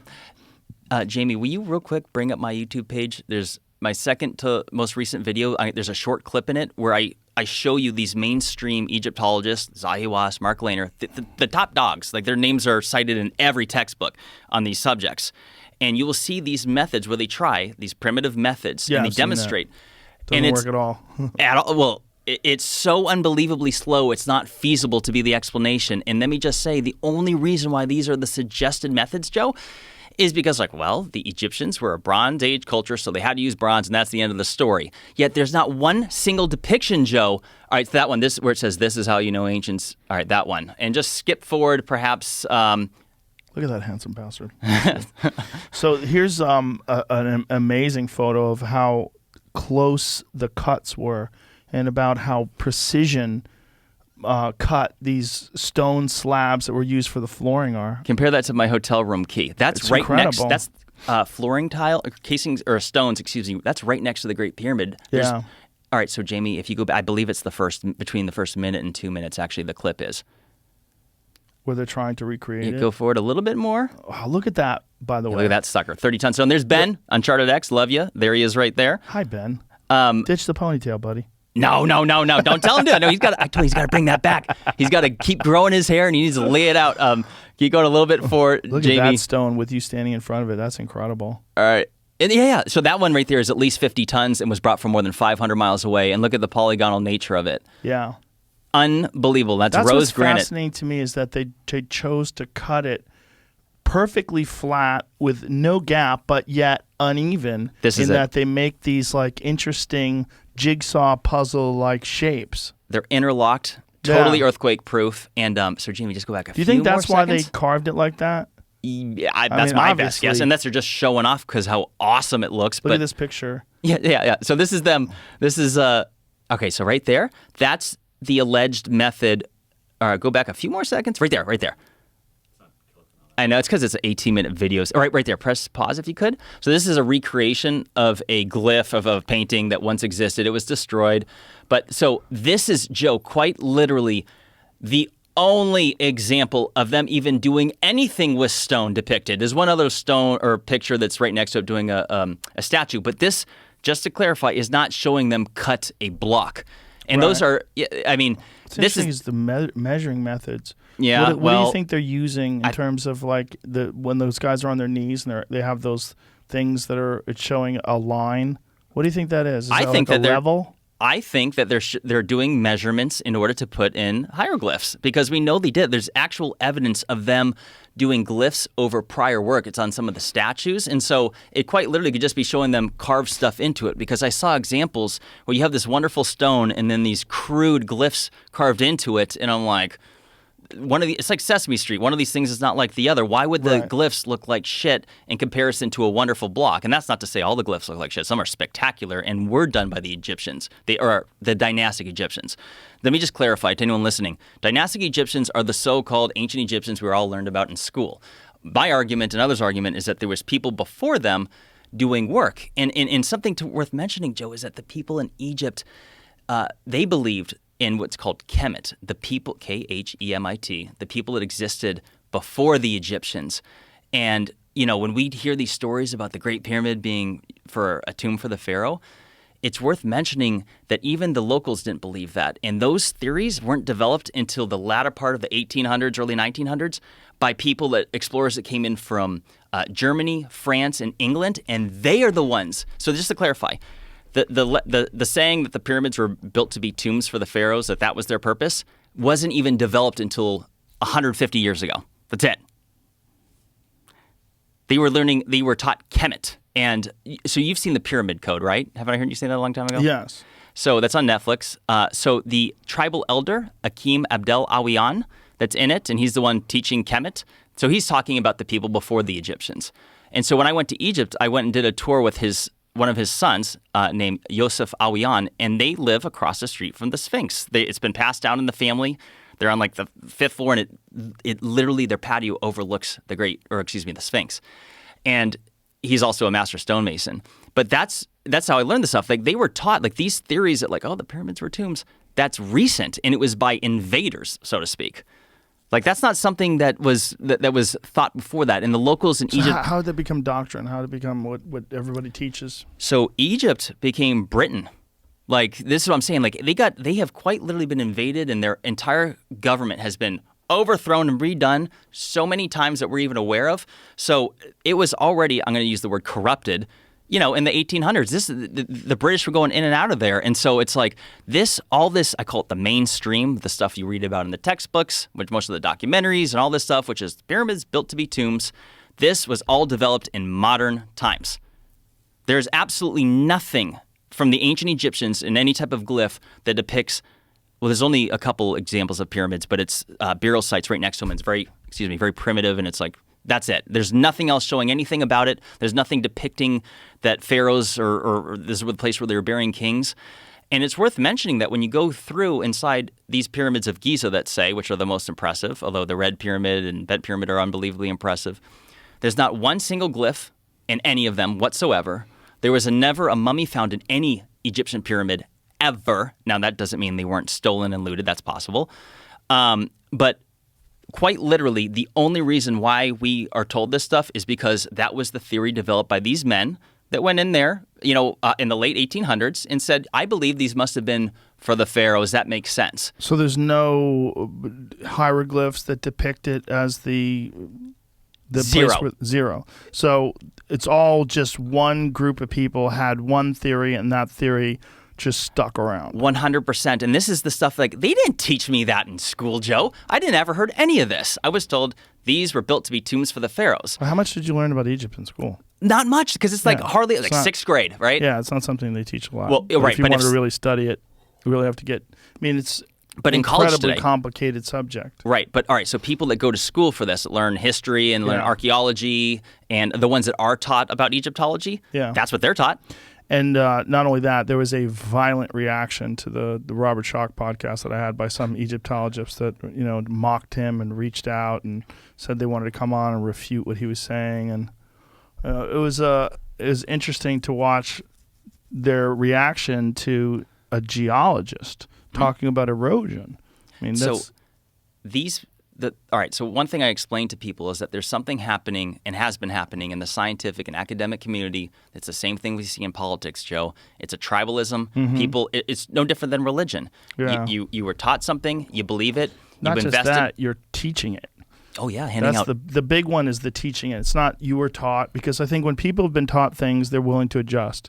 But when they've spent decades as the expert explaining very carefully how it happened and what we know, and celebrating all these people that have done this great work and shown us, how these ancients did these things, and then it turns out that they're completely wrong. Well, you've been fucking kids over with shitty education for decades. You don't want to admit it. Being wrong sucks. Nobody likes being wrong. But the thing about history is, of course you're going to be wrong. I mean, what they should do is they should say, this is what we thought. So for years we were teaching this because that's what, as far as we knew, that was correct. Now we know differently. And this is what's amazing about archaeology. This is what's amazing about history.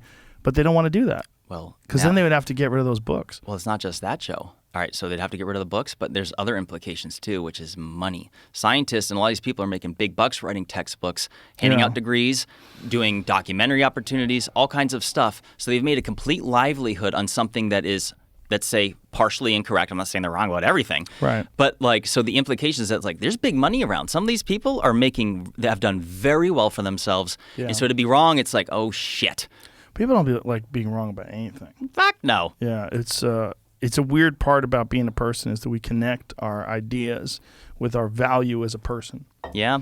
This goes back, I like to make the comparison too to Galileo. Mm-hmm. They were going to torture him to death. He had actual definitive evidence that we were rotating around the sun and not the other way around. And they were like, no. And they're going to, Joe, they put him on house arrest. He had to recant everything or else. And I'm like. That's a religious thing, though. That's the same reason why these morons broke down those ancient structures in Iraq.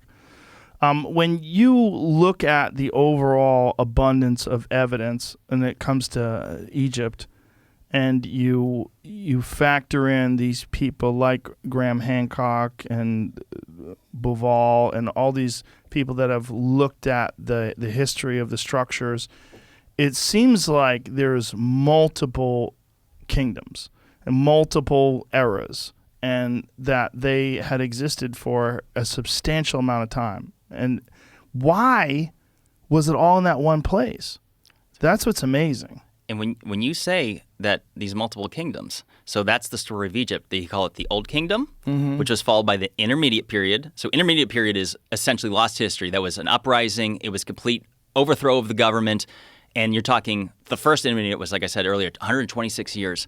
Then they go by a few more 100 years, and then there was another 200-something year gap in that transition. So we were talking Old Kingdom, Intermediate Period, Middle Kingdom, Intermediate Period, and then New Kingdom. So that's my point that I'm going back to, is that how can we possibly say definitively, or they talk so definitively about, say, the Old Kingdom, and I'm like, when two other kingdoms came after who could have wiped out that history, or simply because it's thousands of years later, passed down incorrect information. Yeah, here's a mind blower for people. The amount of time between Cleopatra and the iPhone is shorter than the amount of time between Cleopatra and the established construction date of 2500 BC of the Great Pyramids. It's wild, huh? It's wild. Cleopatra lived closer to the iPhone than she did to the construction of the pyramids. I wish I could go back in time and date Cleopatra. You'd go out with her? Is that what you're saying? Wouldn't you? No, she's probably gross. She probably didn't shave. The legends are that she was for then. Her looks were just okay, but her personality is what seduced everyone. Oh, she had a great personality. Yeah, she seduced Caesar and then Mark Antony. She was going for the top dogs, and you should look, some of the history behind it is wild in that they Like she seduced these men and threw them off their path and everything. Like she knew what she was doing. Well, Joe. maybe she was awesome. My point is, the last thing I'd be interested is going back there and having sex with somebody. I would want to go back and see what the fuck they were doing. Like, what was life like back then? Like, what was ancient Egypt like? Like, what was it really truly like? There's only speculation. We really don't have any idea. We don't have any idea what their. If you want to go back to as far as Robert Schoch and Graham Hancock want to indicate, they seem to point to a time where at least the construction of the Temple of the Sphinx, we're talking 10, 11, 12,000 years ago. What the fuck was that like? And when it was green, because I can show you other sources that say 4,500 years. I'm talking about the Sahara being green. Jamie, if you wouldn't mind, could you just Google Sahara green? Sahara. Yeah, Sahara. Sahara? What was I saying? Sahara? Sierra. Sounded like you're saying Sierra. Sahara. Being green, and you'll see these articles. Like, so the point is that, like, okay, so when you say it'd be completely different, well, if the Sphinx is, say, at least double the age, and I'm sure it's older, well, that's it was when it was green, because let's not forget, Egypt is in the Sahara Desert. Right. So when I see dates like 5,000 years, and they do say some of these estimates that the entire Sahara went from green to desert, and possibly within 100 years. So, and this is around 5,000 years ago that it went over the shift? Yes. And I'm like, that is so close, Joe, to these dates of the Giza pyramids. Right. That makes me think that because of cataclysm and let's say real climate change on a level that we don't even wrap our minds around. I mean, think about it. North Africa, or the Sahara, is much larger than the contiguous the 50 states, the United States. So it's like, it's such a huge area, and to think that something could have changed so dramatically, and what would have been erased with it, if you find, I was just looking for an article just to show viewers, like I know there's Live Science has a number, and the Smithsonian, and National Geographic, and so this is, there you go. I was trying to find visuals. Oh, right on. Time. There was not a ton, but So the Sahara was green at somewhere around 5,000 years ago, which is roughly around the same time as the proposed construction date of the Great Pyramid, which is 4,500 years ago, right? Yeah, 4,600. So, yeah, right around there. And each one is supposed to, And carbon dating is a plus or minus of a few hundred years either way, right? So it could have been around that. There's a margin of error. Yeah. And I'm like, it's not like they have an abundance. I mean, don't quote me here, but they don't have an overwhelming, substantial amount of evidence that they've repeatedly tested those dates on all this organic matter. Have you looked into it? Do you know how much they did test? I thought it was one little thing. If I remember, I thought it was a little piece of wood or whatever it was. It's like, aha, here it is. Let's Google that. Yeah. Let's find out what did they test? I was getting into that. Yeah, what did they test to date the construction of the pyramids? I started finding something about a piece of a boat. I think they thought they'd found. Oh, that's Well, it's just amazing. It really is amazing, and it's hard for us to imagine. I think it's hard for us to imagine 1,000 years. I think we kind of get it. Oh, 1,000 is 10 hundreds. I think we kind of get it, Right. but I think it's one of those things that gets lost in the mind of how how long that is in terms of, like, if you were alive for 1,000 years, like, fucking what a dreary amount of time that is. And then you think of 4,500 years ago, or whatever it was when they were actually building that thing, and maybe it's much, much longer. I mean, maybe you're right, and maybe the construction, maybe rather the measurement is of a very small piece of material, and maybe they don't have the evidence that could show what it really was. Interview on Nova, on PBS, and I don't know the exact date of this interview, but this is where he talks about. Okay, right here. Study. It says, when it comes to carbon dating, do you need organic material? And Lerner says, right. There has been radiocarbon dating or carbon-14 dating done in Egypt, obviously before we did our studies. And it's been done on some material from Giza, for example, the great boat that was found just south of the Great Pyramid, which you think belongs to Khufu.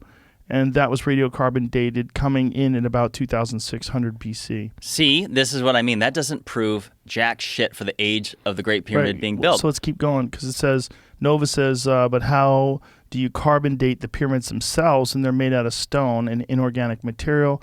And Lerner says, we had the idea some years back to radiocarbon date the pyramids directly.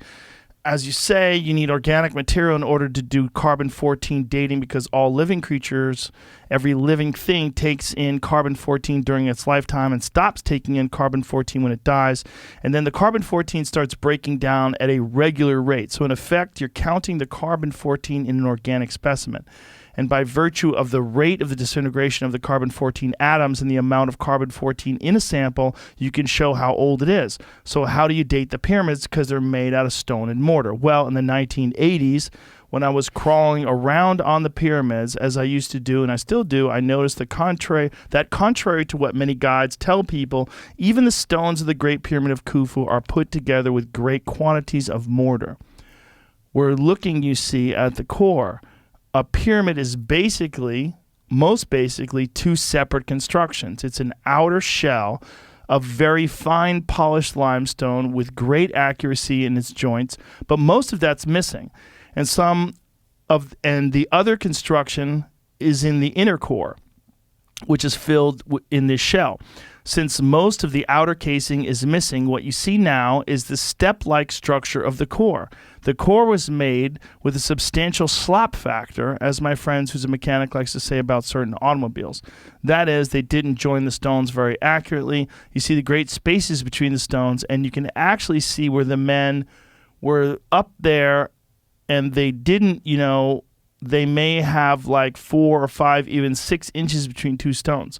And they jammed down pebbles and cobbles and some broken stones and slopped big quantities of gypsum mortar in there. I noticed that in the interstices, how do you say that? That's a weird word. Interstices? Yeah, I don't know. Between the stones, and this mortar was embedded organic material like charcoal, probably from the fire they used to heat the gypsum in order to make the mortar. You have to heat raw gypsum in order to dehydrate it, and then you rehydrate it in order to make the mortar, like with modern cement. So it occurred to me that we could take the small samples, we could radiocarbon date them, not with conventional radiocarbon dating, but recently there's been a development in carbon-14 dating where they use atomic accelerators to count the disintegration rate of the carbon-14 atoms, atom by atom. So you can date extraordinarily small samples. So we set up a program to do that, and it involved us climbing all over the Old Kingdom pyramids, including the ones at Giza, taking as much in the way of organic samples as we could. We weren't damaging the pyramids because there's tiny flecks. It's a very strange experience to be crawling over a monument as big as Khufu's, looking for a bit of charcoal that might be as big as a fingernail on your small finger. We noted not only the samples of charcoal, sometimes there was reed. And now and then, in some of the pyramids, we found little bits of wood. But we saw in many places, even on the giant pyramids of Giza, the first pyramids and the second pyramid and the third one, fragments of tools, bits of pottery that are clearly characteristic of the Old Kingdom. And it occurred to us, that these are not just objects. The pyramids themselves, were archaeological sites during the time they were being built. If it took 20 years to build them, how the fuck they build that in 20 years? And now begin to think that Khufu may have reigned during double the length of the time that we traditionally assign them. People were building the Great Pyramid over 3 decades. It was an occupied site as long as some campsites that hunters and gatherers occupied that archaeologists dig out in the desert. Okay, we're getting really Do you long. feel? Yeah. What is your impression right now when you're reading this? Well, I'm thinking they're basing this on what was in the cracks of these pyramids that they could find. It doesn't necessarily mean that that's how it was initially built. Right. So it could really mean, first of all, the reason why there is these great gaps and that they could see these great gaps in the core is because they stole the structure on the outside of it. The limestone, the smooth polished limestone, was stolen. They raided these motherfuckers throughout history. Like these people that destroy the stuff in Iraq. The pyramids used to be covered in smooth limestone, but they jacked all that stuff. They stole it and they used it to build Cairo. Mm-hmm. It's wild that there's buildings throughout Cairo that are made out of the pyramids. It's crazy. Hey, here's something else worth bringing up though, Jamie. If you wouldn't mind, if you could find it in the news articles. This is just a year old, where they found. So there was pieces of wood that were taken out of behind a block inside the Great Pyramid. And this thing stayed in some lost in a England museum for the last more than a century. But they just recently found it and dated that wood, and it's more than 500 years older than the alleged date of that Great Pyramid. So now that doesn't prove that the pyramid is older, and this is assuming that it was indeed. I mean, this is documented. So, all right. So here we go. Yep. Great Pyramid, lost Egyptian artifact found in an Aberdeen cigar box. So a long-lost Egyptian artifact has been found in a cigar box in Aberdeen, and is hoped it could shed new light on the Great Pyramid. So a small fragment of the 5,000-year-old wood, which is now in several pieces, is said to be highly significant. So here's something else that's pretty crazy to think about when it comes to dating. What I had read, I don't know if it was this article or another one, but they had a margin of error within closer to 800 years for this wood. So I'm like, wait a second. So you're saying it could be closer to 6,000 years old? Yeah. They don't even know. Like, and that's but okay. Isn't that 800 forward as well? Yeah. So it could be 4,200? Sure. Yeah. Yep. It doesn't prove anything. And there's some other explanations I read. Like they said, like, well, maybe because wood was more scarce out there, that maybe this wood was already 500 years old when it was used for the construction of the pyramid, which I have doubts on that, Joe. 500-year-old piece of wood being used to construct the pyramid. I don't know about that. But, who knows? All I know is that it could possibly be indicative of that it was older. Maybe not. Picture with it that shows the outside of the pyramid, like you were just talking Yeah, about. see, that's what it used to look like. And so they fucked all that up when they were stealing the outside stones, so the outside limestone. So who knows what they did in terms of patching it up. Right. And it's worth mentioning that some of the theories, it's believed that maybe there was a large earthquake that originally knocked them all down and then they were looted from there. And but I don't know. You were talking about Rome, Joe. I've never heard you mention the pyramid there. Did you see it when you were there? Or did you know there was one there? Because when you're talking about restoration of a pyramid, I stumbled across this pyramid in Rome that they restored within the last couple of years that didn't look this clean. Try to find it. There's an older picture of it. Leave it alone, you fucking apes. I know. People will say, like, we need to preserve it and rebuild it to preserve it. I'm like, no, show me as it is. Yeah, why would they preserve that? I think, you know what it is? I think Italians. Some people just want to put their hands on stuff, Joe. Yeah, they definitely do. We're going to clean it. Wow. See, well, it actually Make it looked nice. It looked kind of they dirty. just cleaned it. They just cleaned yeah. it. But I mean, leave it dirty, man. Jesus Christ. That dirt is part of the charm. Yeah, it's part of what makes it look fucking amazing. Yeah. So, and this pyramid is how old? 2,000 years, it says. Whoa. It's pretty interesting that, so not only did they raid Egypt, they went home and wanted to build a pyramid themselves. Yeah, a little shitty one. Yeah. Yeah, it's way smaller. Yeah, it's like It's tiny. easy to miss. That's why I thought you missed it. I don't think I saw it. The Great I Pyramid? believe I saw it. Fucking beautiful, though. The Great Pyramid at its height was equivalent to a 47-story building today. And I compare that to in Phoenix. So I'm from Phoenix, and the Chase Tower is the tallest building in Arizona, and it's within a couple feet of the same height, like 481 feet original height for the Great Pyramid, almost the same as Chase Tower. And when you're in a skyline in different places throughout the world, and look, a 50-story building stands out, and this thing is 755 feet wide at its base. It's a freaking behemoth.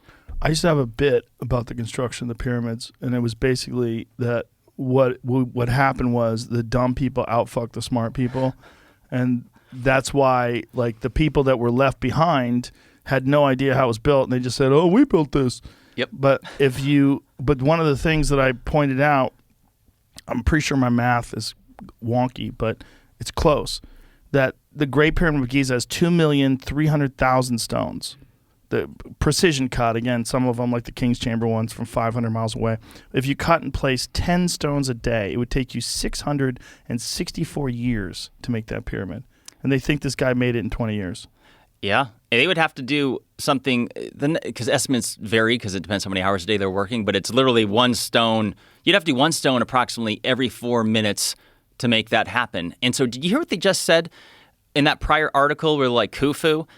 Maybe his reign was double what we thought. So, Joe, they're 40-year reign. They don't even know, and it validates the point I'm making, which is that because of all the lost history since then, like, how they don't. What's that based off of? Like, yeah. And it's okay to not know something, but the reality is that they just don't know. So much guesswork. It's so fascinating. It's fun. That's why I like these topics. I do. I love these topics. What I really love is that there was this one place that was so much more advanced than everywhere else. There's one part of Africa where civilization had reached this incredible level. Like their construction methods, the sophistication in as far as the alignment to constellations. I mean, and some of it's speculative. You know, when they talk about like the equinoxes, and Graham Hancock points to where the Sphinx is facing the constellation Leo, that wasn't. It was like 10,500 BC that was happening. That they think that the Sphinx was facing the constellation Leo. Well, this precession of the equinoxes, which is a wobble of the Earth, that is I think it's a 25,000 year wobble. Yeah, closer to 20. It's like 25,920 year. I call it the Great Year. Oh, okay, great. Thank you. So this wobble, if you take that to when the Sphinx would be looking at Leo previously, now you're talking about 35,000 years ago. Which is wild. Which is the mind fuck of mind fucks. Like, if that is if you look at the distinct fissures that if they really were, if Robert Schoch is correct and these geologists are correct, and that really is the result of thousands and thousands of years of water erosion, like, okay, how many thousand? Is it 5? Is it 10? Is it 20? Are you looking at 25,000 years of water erosion? Like, what is that? A 35,000-year-old structure? Is it possible? And people will scoff at this, but we were scoffing at 15,000 years ago, just a little while ago, just a few decades ago, until Göbekli Tepe came around, and you have clear, definitive evidence of something that's at least 12,000 years old. That was nonsense just a few years ago. Yep. In the 90s, it was nonsense. Yep. But now we know 100% that's a fact. What the fuck were they doing 20 years prior to that? Right. And if this is really 35,000 years old or whatever it is, like, my God, like, how long has civilization been around, and how many times has it been reset? When you talk about this Younger Dryas impact theory, especially when you talk about it with Randall Carlson, it opens up a whole world of speculation, because Randall Carlson's evidence is spectacular, well-researched, and he has a deep, deep knowledge of both the timeline and the erosion to the landscape that occurred in spectacular fashion because of massive floods. When then you look at these legends like Noah's Ark or the Epic of Gilgamesh, and you hear about these stories of floods and of cataclysms, it's something that it's a core part of almost every ancient civilization's lore. When they talk about the history of their culture, they talk about these cataclysmic events that reshaped the society, and that people emerged from the darkness and restarted the world, like Noah and his children. Do you want to hear something that's crazy that goes along with that? Yes, I do, Jimmy. You bet. All right, so the CIA this is decades ago, in the 50s, discussed something called the Adam and Eve story. So anyone can go to CIA.gov, go to Freedom of Information Library, and you can look up what's called the Adam and Eve story, written by a doctor named Chan Thomas back in the 50s. And this details the repeated destruction of mankind, and it even has the year 11,500 in it. And it's worth, or 11,550, and keep in mind, this was written more than 50 years ago. So it coincides with the 11,600 time frame, decades before we were talking about a Younger Dryas possibility. Where's this? What's this based on? So, well, that's that's part of the mystery, Joe. Now, and let me also say this. They declassified, this is like a handful of years ago, they declassified that. So we have no understanding, though, what's not declassified is why the CIA was discussing this book in some top secret meeting, although every meeting in the CIA is technically top secret. Everything they do is top secret. But so it details that destructions. So it basically says that there's a micronova that goes off in the Earth routinely. And what it does is micronova. Essentially that there's a quite literal fusion explosion that the Earth essentially, it's like a hiccup, and it causes continental displacement. It causes rapid movement of continents, as well as continental-sized tidal waves that just wash everything away. And that says why there's no evidence for any of it left over, because it quite literally wiped a vast portion of the Earth clean. Now, so this was a theory from 50 years ago? Correct. That the CIA was putting around? Yes. Was there any scientific backing of this? Yes. So all right. So you know what they cite in there is those woolly mammoths that were died off in mass quantities that still had food in their mouths. Yeah. That's in there. I remember hearing, I don't know if it was you or... That's Randall Carlson. Yes. Yeah. So this book was written in, I think, 1957. It was classified in 1963. Not the book. Classified? Well, hold on, let me rephrase. The book was not classified. The CIA discussed it, and that was classified. So this book was pretty much little known. But if you literally Google or you could bring it, well, it used to come up at the top of Google, but now you got to go to DuckDuckGo, or you can go to CIA.gov. Isn't that crazy? Yeah, it's unfortunate. When you see how Google curates information, when you go to Google things. Type Bright Insight. Jimmy no longer comes up on there, and a few pages in, I'm offended. Why do you think they're hiding you? Are they scared that you're going to tell the truth? It's probably related. What's that? When I'm looking up this book, there's also a claim that Jesus was a genius from India and was abducted by Vishnu. 2 angels. No, I don't know if that's written in there, but what it does say is that Jesus, Osiris, and Vishnu were all the same person. And it says that these stories passed down. Yeah, no. Will you... I just was Another looking. section of the book, Thomas also claims that Jesus was abducted by aliens. That's Holla. not in there. That's not in there. not? No, Okay. I've read the entire document. Jamie, will you just go... Well, hold on. Where is this coming from? Is this a Daily Star? Yeah, Daily Mail. Disinformation. Listen. It's not Hey, true. Daily Okay. No, listen. I'm not. all part of the story. I'm mad at you, Jamie. You know I love you. I know. The section of the book, Thomas also claims that Jesus was abducted by aliens on Easter Sunday. Oh, God, that's so silly. It says the 2 angels came to Earth in their space vehicle to take care of the aftermath of Jesus' crucifixion. And then it goes on to say, this sounds like someone was just having fun releasing a Daily Star. Daily Star is correct me if I'm wrong, it's like a tabloid. Yeah, tabloid, yeah. It's like the Inquirer. It could be me running that site. It's Bob's website. It's no different. They just call it the Daily Star. I could be like the Daily whatever and then just make my own thing. But if you go to the document itself, that's not in there. I read the damn thing. I made a whole video on it. It's pretty interesting, Joe, because it lists a lot of other cataclysmic events, and it's saying that this is the reason why we don't have understanding. And it even cites the Great Pyramid of Giza as being, quote, an enigma. And I like that because it is an enigma. Let's pause right here because I got to pee. Okay, so let's do it. Talk about this when we come back. We'll talk about this this Adam and Eve story. thing, Right on. Classified by the CIA. We'll be right back. Thank you. And we're back. Whew, I had to pee. I was holding in as much as I can, but I drank a lot of water today, unfortunately. I was holding it as well, so that was lovely. Yeah, it's a weird thing. Like you're trying to concentrate, but you also have to pee. It's not good. Sometimes it's better to just pee. So this CIA thing about Adam and Eve, what was the purpose behind this? Like, why did they publish this? So just to clarify, they did not publish it.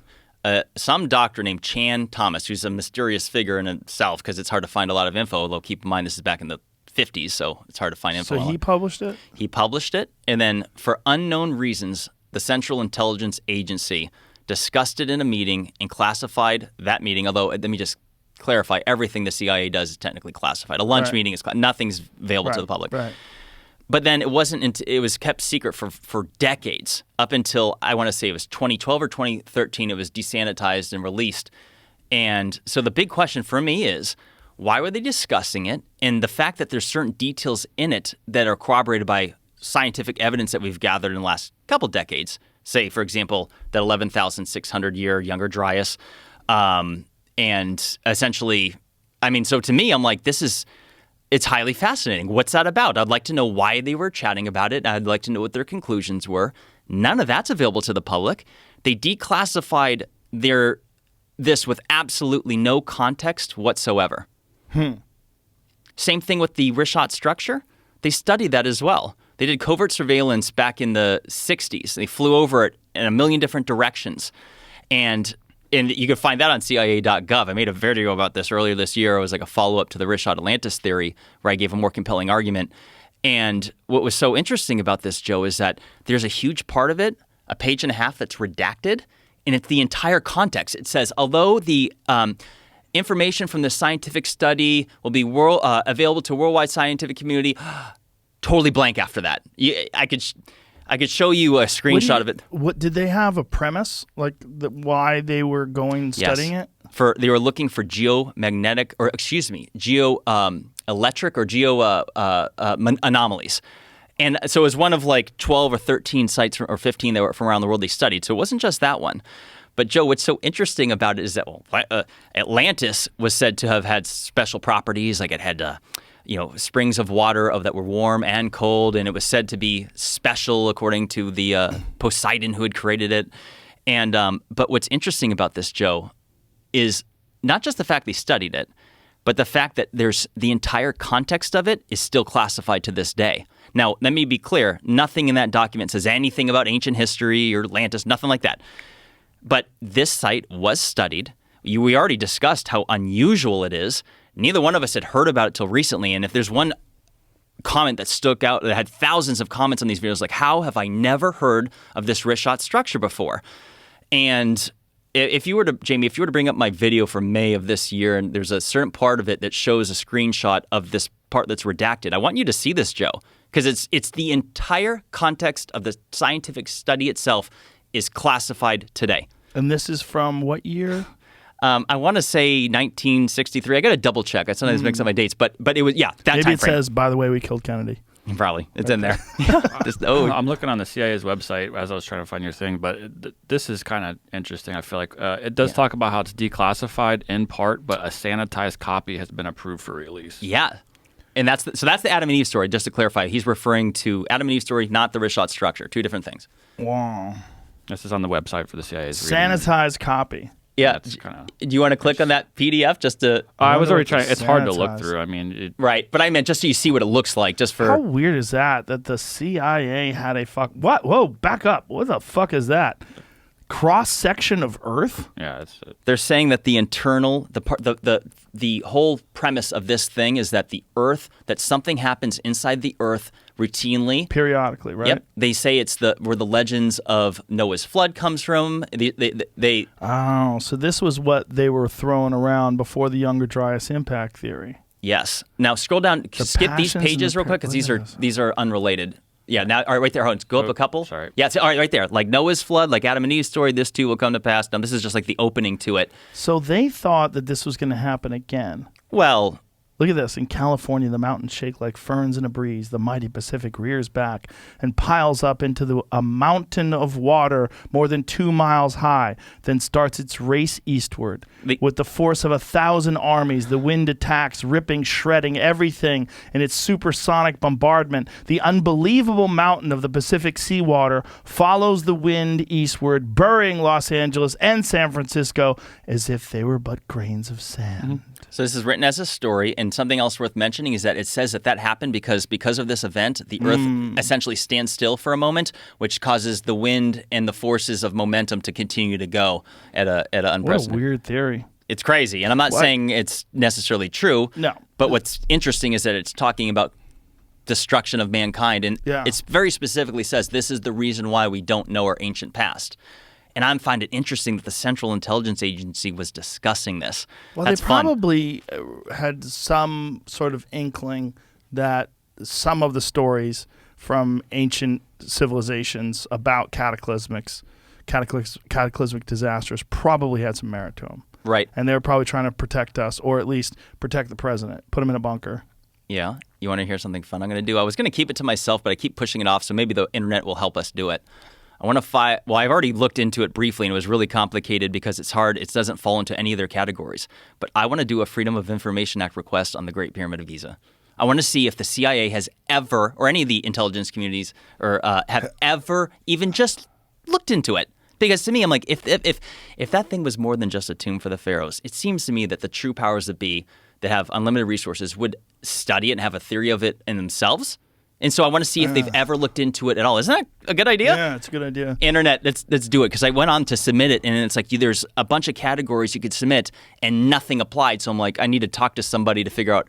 Because Freedom of Information Act requests are free. Anyone can do it. We have a right to do it. Yeah. The only thing you pay for is if you want them to print out pages, and it's like, that's cheap as hell. It's like, it's not even a factor.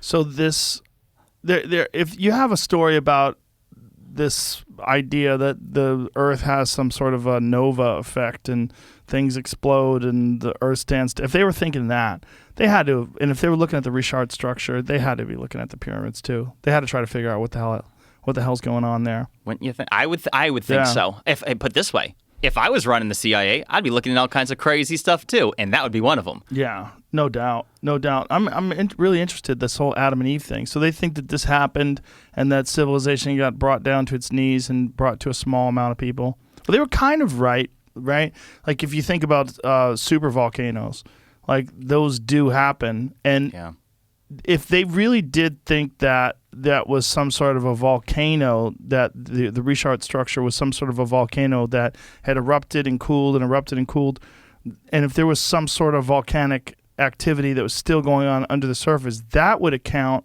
for the idea that Atlantis was saying there was water that was cool and also water that was hot in the same area, much like you get in Yellowstone, right? Like you get these cool lakes, but then you also get like Old Faithful, these geysers of hot water, and these I mean, there's these ponds that people have fallen into and never seen again because they get melted. Yeah. I think it makes it even more compelling. Now, some people will say, like, well, it's a natural formation, so it can't be, because as Plato describes it, is that it was created by Poseidon. I'm like, Poseidon can mean earth. It was created by God or just universe.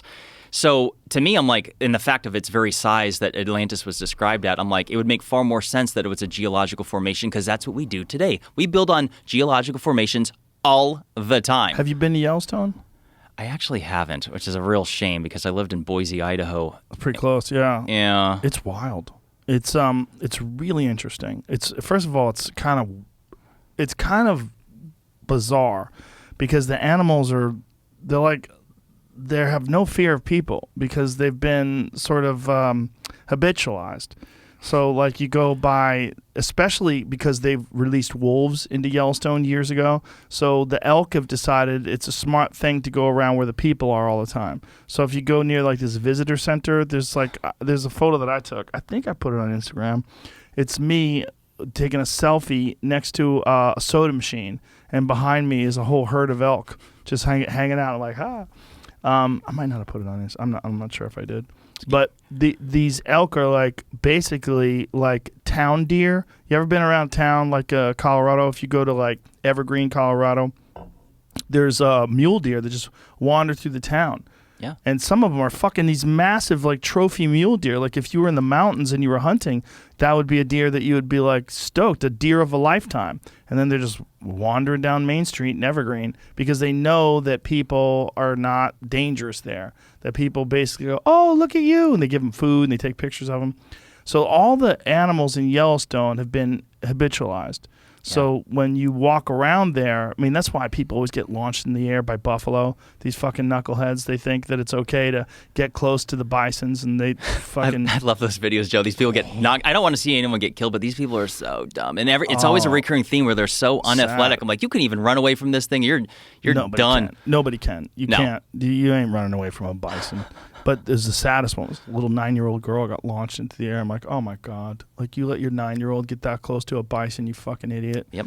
But my point is, the rest of Yellowstone is absolutely fascinating because there's this weird smell that comes out of all these geological formations, because they're basically, what you're looking at is a caldera volcano. It's an immense volcano that's happening right now. It's underneath the surface as all this volcanic activity, and every 600,000 to 800,000 years it erupts. And when it does, it's a continent killer.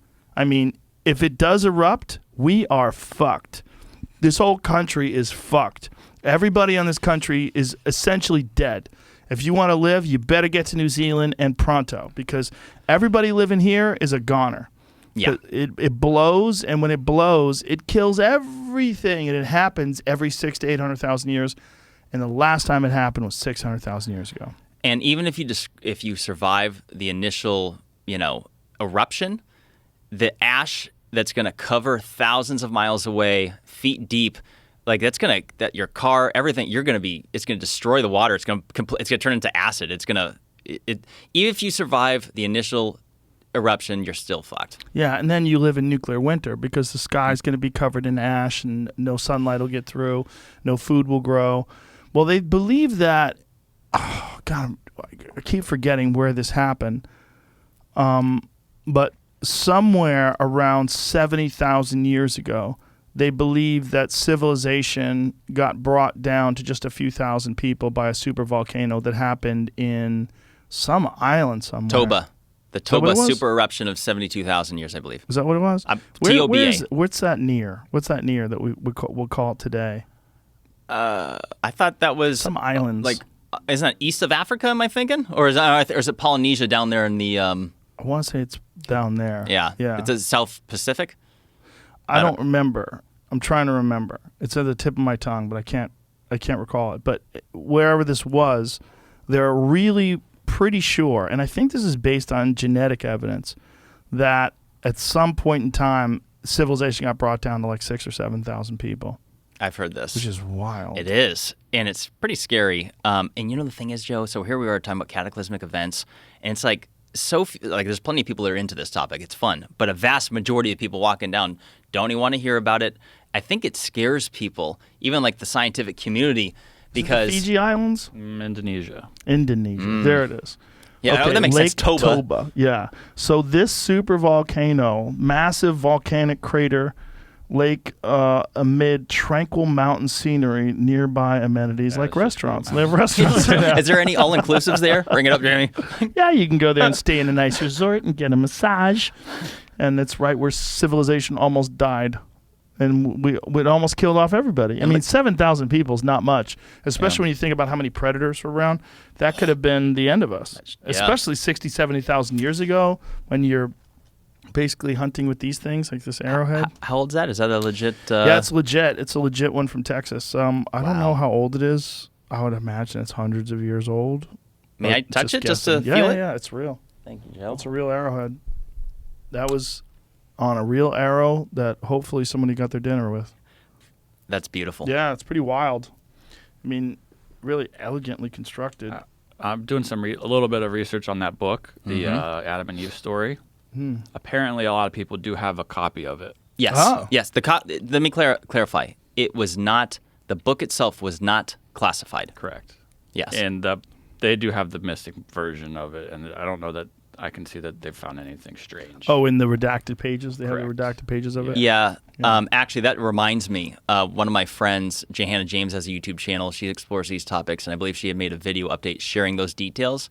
And it's all interesting, but the most interesting of everything was in that book anyway. There was nothing that stood out to me from the missing stuff, actually, that was, to me, suggested something dirty.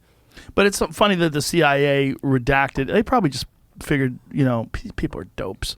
Let's just keep this from them. Like, whatever it was. What did they think was interesting about the redacted stuff? I just even I'm trying to find, digging through like comments of people that have been looking into this from a couple years ago.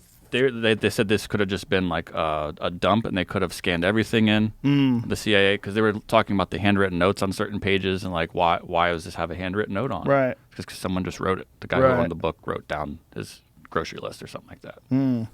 Lots of weird reasons, but it doesn't really mean a whole lot. It just they're trying to discover. How much time did you spend when you were in Egypt? So I've been there twice in the last year. I'm very blessed to say that. So I was there for 17 nights from November, December of 2020, which was awesome, traveling at that period of time during the midst of all the lockdowns and everything else. And then I was there for just under a week in September, October this year. And then pretty recent. Yeah.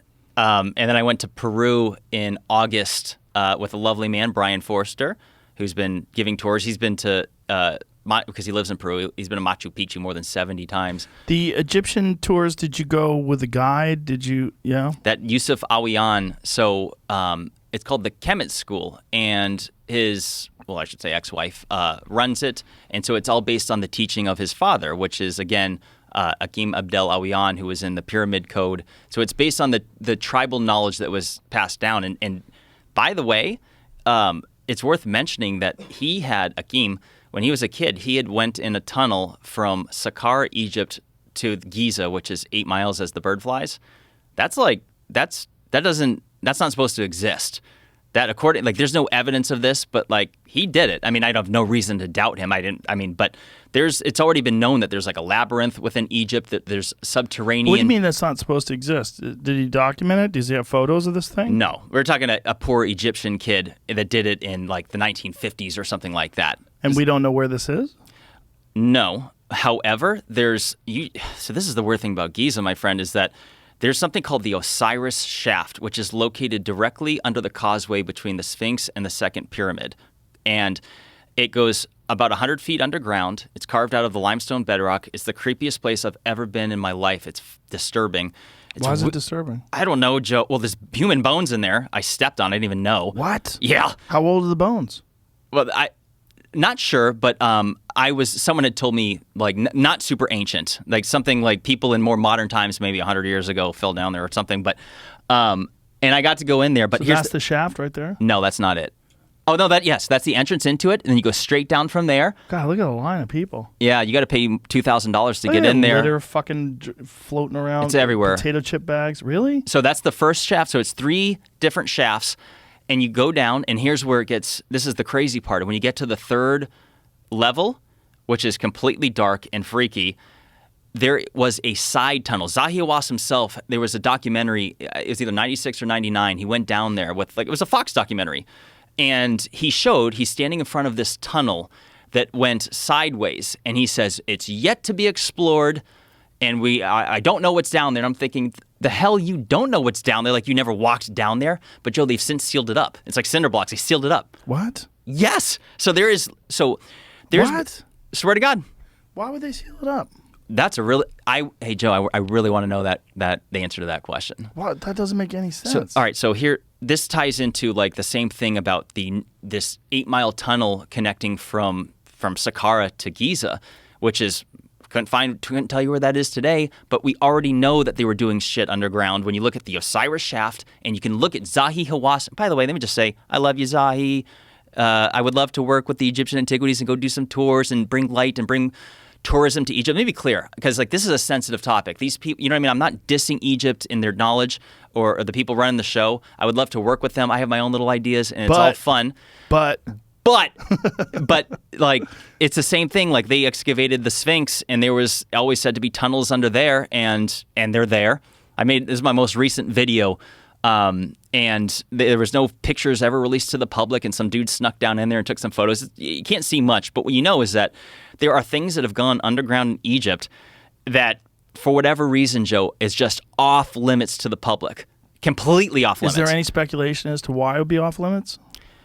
It's all conspiratorial. Like I'll wait. Okay, only my best guess is anyone else's best guesses, but some suggest that the Egyptians had went underground, cataclysm, and that people were doing things underground in the same way that we saw in Cappadocia of Turkey, where there's those many underground cities. For example, Derin Kuyu, they go like 15 levels underground. Have you heard of this? So they went underground during the cataclysm. This is the idea that like somewhere around 12,000 years ago, like whenever this Younger Dryas impact theory. That's what make the most sense to me. Now, if you look at Derin Kuyu and those underground cities, they claim, like modern academics say, oh, they probably built these to defend themselves against invaders. And I'm like, hang on a second. If you're being invaded, you don't have time. I forgot to say this. Some of these cities can support 50,000 people. What? What is that? See, and the fact you haven't even heard of this, Joe, is this is what I'm talking about. So that's just a depiction, but they went down. Underground city of Turkey. That's only one of them. And so look at they have houses on the surface, and they look all normal, but then it's much larger as you go underground. Hundreds of feet, and they were made to hold livestock and everything. And some of them, so there's several of these that they know about, and some of them connect by miles and miles of tunnel, Joe, underground. Some of them go hundreds of feet, and they go down to underground rivers. And it's carved out of limestone. Rivers. Yeah. So how old do they think these things are? Well, if you read about it, they'll say, a couple thousand. Incredible. Look at this. They say a couple thousand years. However, something tells me that this was involved in, maybe the ancients knew about the cataclysm of, and that it was coming. And so they prepped, because I'm sorry, Joe, I know a little bit about war, and if someone's invading you, you don't have time to carve out miles and miles of bedrock tunnel. That would take, how many years that would take? Look at that. There's many more. Like, there's several of these cities, by the way. Derin Kuyu is just one of the more known ones, and you can do tours of it. Did you hear about that one guy? There was a guy, I want to say it was in Italy, and he had a house, and in the house, he had dug down through the ground and developed this incredible chapel, built this immense structure, and they came to his house And the authorities essentially said, listen, what are you doing? Like, we know you're doing something. Let us in and we're going to arrest you. And he said, all right, I'll show you. It's nothing nefarious. This is what I did. And he built this, and he had this incredible art project that he had essentially had a very modest home. And then as you go into this modest home and then you go down through this passageway, he had developed what was essentially this immense, super intricate art project. And by himself. He had done this over the course of decades. Right. And made this incredible place. And it had become, something that was like a point of focus for the authorities, where they're like, what is this? Does this guy have guns down there? Like, what is he doing? Has he got a bomb? Yeah. Like, Meth lab. see if you can find that. I found a couple. Oh, here's the Italy one from this year. Yeah. Yeah, I believe it's Italy. I found one in California too. Oh, the California one. Oh, hold on though. I know about the California one. I've seen that one too. But the Italy one is amazing because it's really, really beautiful. Here's a video wow. of it, I think. Oh, maybe this is it. So this took him years with modern equipment. Let's see. Yeah. Is this it? It's just a tunnel. Yeah, I don't think this is it. Because I don't think it looked like that. It looked really under cool. my this is not it. Tunnel system. Oh, Under that's my a new- tunnel system under his house that he bought. That was a guy who found a tunnel system under his house. So he had a house, and then he's like, "What's going on this floorboard?"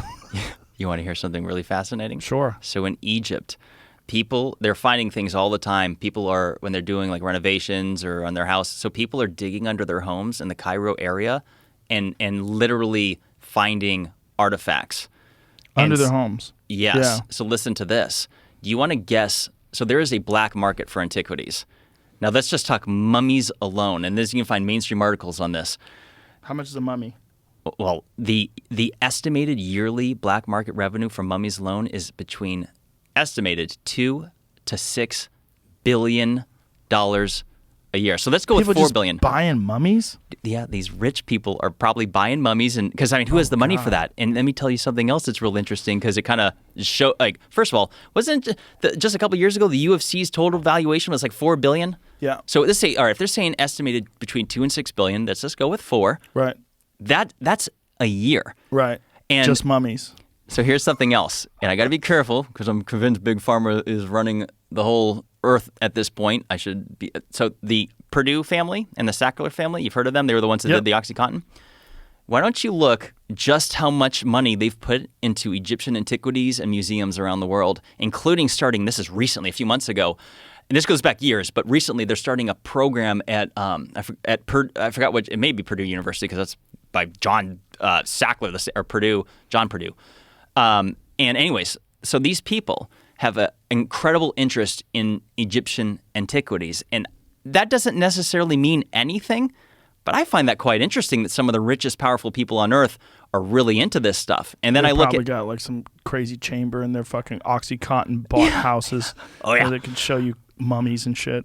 I mean, come on. Think about these guys drinking their brandy. Oh, let me go back to my voice. They're drinking. Come down here and look what I purchased for $100 million. This is King Tut's brother, and look at him here. That kind of cheddar.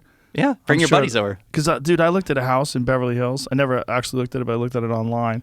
And, we're thinking about moving to this one area of Beverly Hills, and they had this house that was for sale, and it had a dinosaur in it. The house had a dinosaur. There was a raptor. Yeah, and you could buy the dinosaur. It was $1 million more than the house, or the house, and then $1 million more, you could get the dinosaur as well. I'm not going to lie. I think that's pretty cool. It's pretty dope. Yeah. That doesn't make me feel bad. It's like, No. It makes me feel bad to own a mummy.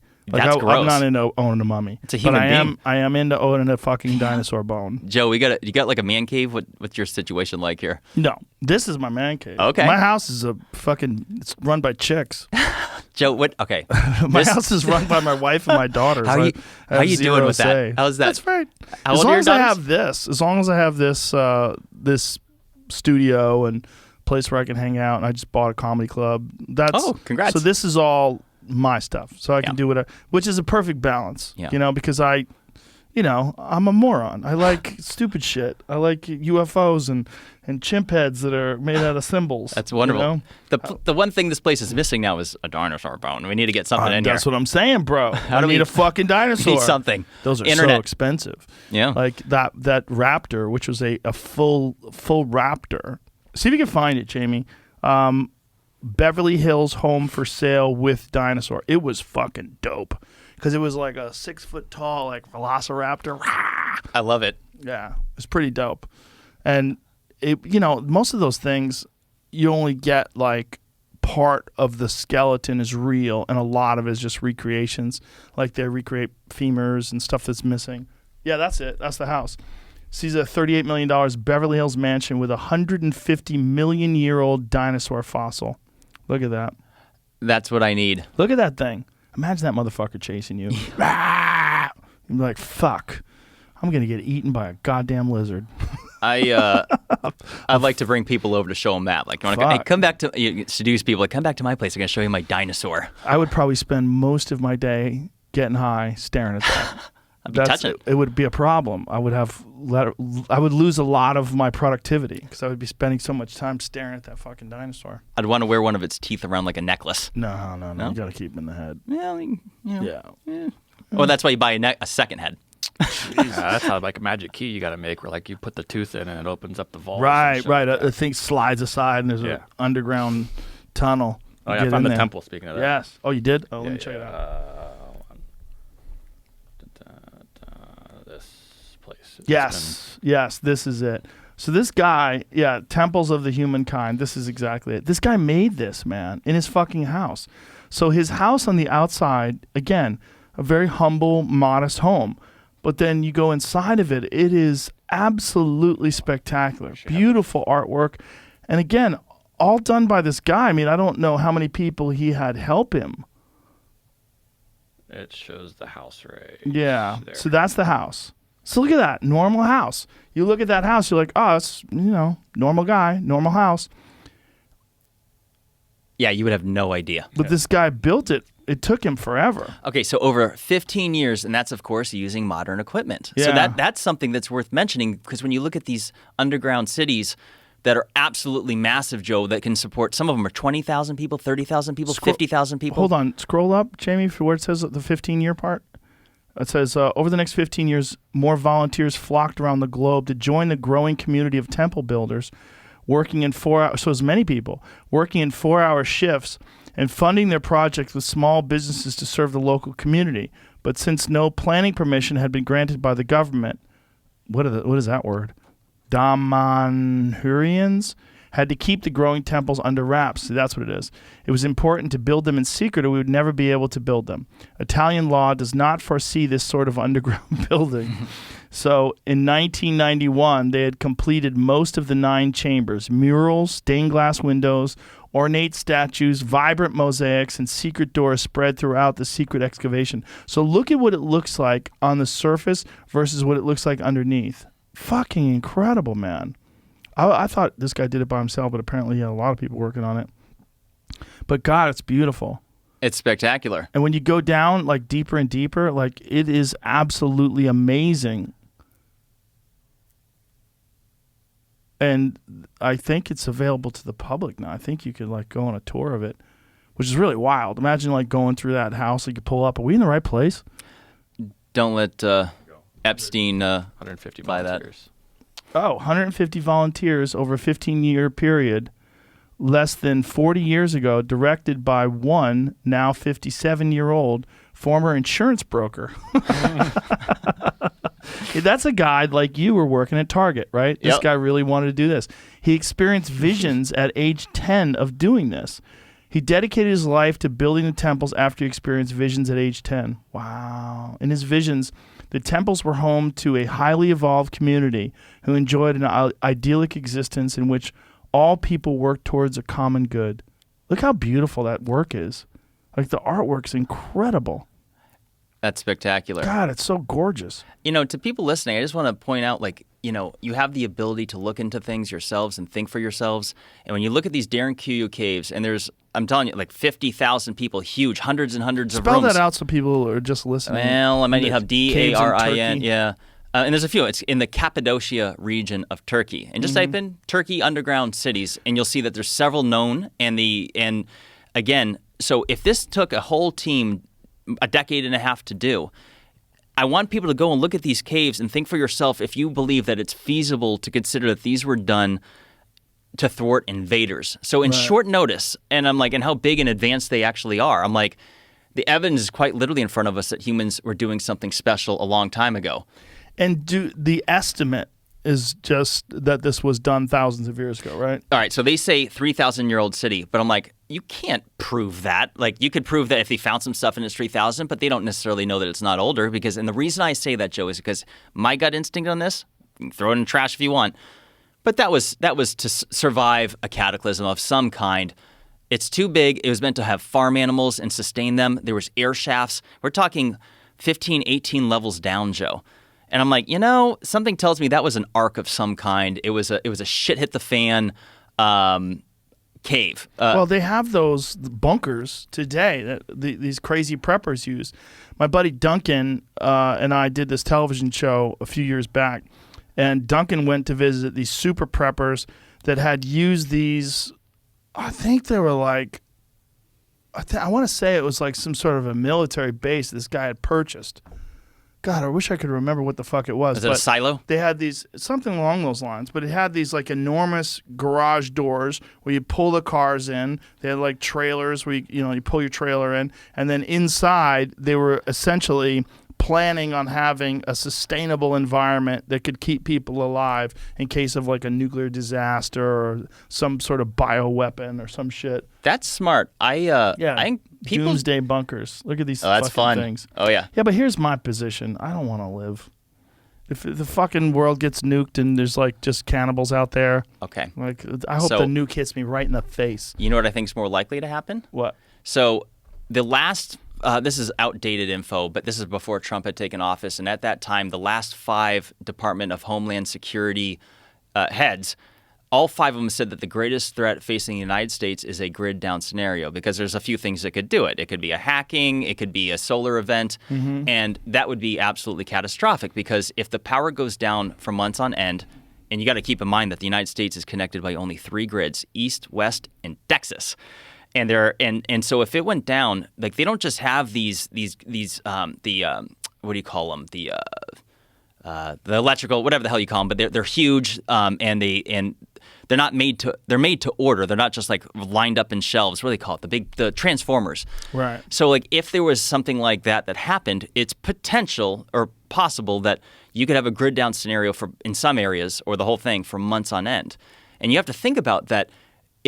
If that happens, the city water pumps will go down once the generators run out of their fuel. Fuel tanks won't work. Like we're talking, that would be so apocalyptic in itself. And if that was to happen, it would be the haves and the have-nots, those who have guns and those that don't, or those that prepped, those that didn't. Yeah. And that's possible. And I wouldn't even be surprised. I don't want to get too crazy, but like, I mean, in our lifetimes, whether it's a solar flare, like another Carrington event, or some terrible entity that wants to bring our shit down, and if they were successful, it would, in a short period of time, days. Like there's this saying that humanity or society is only 9 meals away from chaos, which means 3 days. And so if you have a situation where the grid went down for even a couple weeks, Joe, it would be shit. Especially if you for sure. Well, Texas almost went down last winter. Yeah, it came real close. Came within 4 minutes. It was a wake up call. Yeah, it was. For a lot of folks. And I think that solar flares are a huge threat. And not just a huge threat to the grid, but huge threat to life on Earth. Any kind of supernova that's anywhere reasonably close to us, and we're a wrap. Yeah. That's it. Yeah. Hypernovas in particular. I watched this documentary where they first started observing hypernovas in the cosmos, and they thought that it was wars going on with civilizations in space, because they were happening so frequently. Like they were observed, because obviously there's hundreds of billions of galaxies, and so they were looking out in these hundreds of billions of galaxies, and they were detecting these gamma radiation bursts, and they were like, oh my God, they're going to war. They're going to war out there in space. And then they realized, no, these are hypernovas, and that these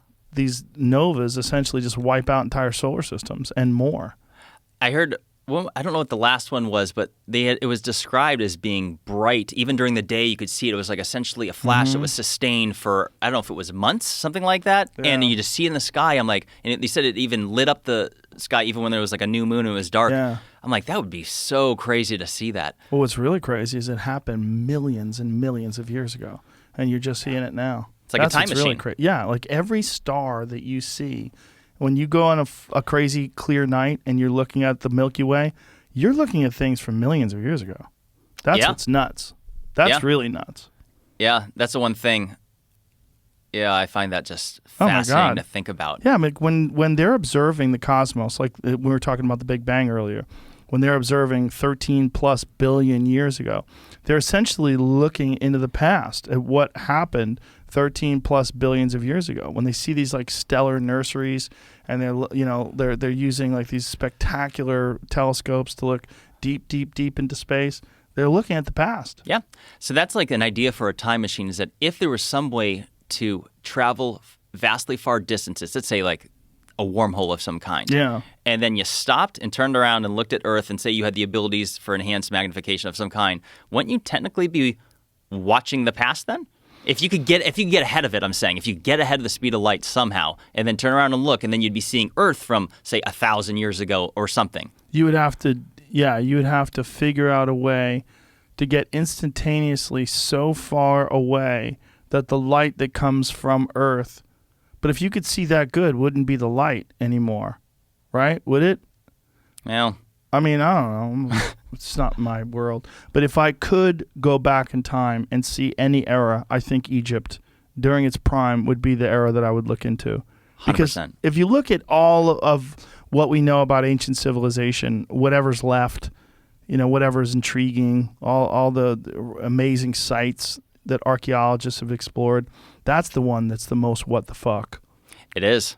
I would do if there was one thing I could go back in time and look at, I want to see what was going on then. I want to see the construction, because then it would answer many, many other questions. Yeah. That one thing alone would answer so many other things. Have you been to any of the Mayan structures? No, just Inca stuff in Peru. Mm-hmm. But I do want to go down to central Mexico. I want to do that next. I want to go to Chichen Itza. I've been there. Yeah? Yeah, it's pretty amazing. They don't let you walk up on the things anymore. I think one of the Jake Paul or someone fucked it up. Didn't they fuck that up? Didn't someone like... I know one of them I think did. Wasn't maybe someone filmed a music video up there or something? You want to hear something? Some pop star or something? Well, you can't climb the Great Pyramid of Giza anymore. You want to know why? Why? There's this French couple that went up there and they fucked on top of the Great Pyramid. Nice. And they uploaded the video. For everybody? Oh yeah. And there's been some other instances too. Like someone went up there and like bra titless or whatever, and like that really upset them. But you could see a picture. I haven't seen the porno, but like you see this couple. It's like a snapshot of literally these two naked people on top of the Great Pyramid in the night sky. Yeah, good for them. Why not? But they fucked it up for everybody else. Yeah. But the Chichen Itza is really amazing. And when I went to Chichen Itza, they really had no idea what happened to the Mayans. This was 20 years ago. But now they're reasonably sure they were wiped out by disease. Yep. They think that European settlers came, and the depictions that the Europeans had of how spectacular the Mayan civilization was back then, and how these guys had these gold headdresses and these incredibly sophisticated cities, and they brought in smallpox and just killed everybody. What a shame. Yeah, but they did that to the Native Americans. They did that to everybody. But what was really amazing about the sophistication of the settlements in Mexico was that they had these immense stone structures. By the way, they did it to the Amazonians too, the people that lived in the Amazon. That was another really interesting conversation that I had with Graham Hancock, where he was talking about how through the use of LiDAR, they've detected all these grids. That was the basis of that movie, The Lost City of Z, that these European explorers had gone through the Amazon and come back with these amazing stories of these incredibly sophisticated civilizations. And then when people returned 50 years later, there was no such civilization. There was no evidence whatsoever because the jungle had swallowed up all these buildings. And until recently, they thought it was just folklore and bullshit until they started using LiDAR. And this light emitting radar thing that LiDAR is. I'm not exactly sure how it works, but through use of LiDAR, which is non-invasive, so it doesn't destroy anything, but it gives them a graph or an image of what is going on. And through that, they saw all these grids that indicated streets and irrigation and all this. So European travelers literally were genocidal by accident. They fucking killed everybody.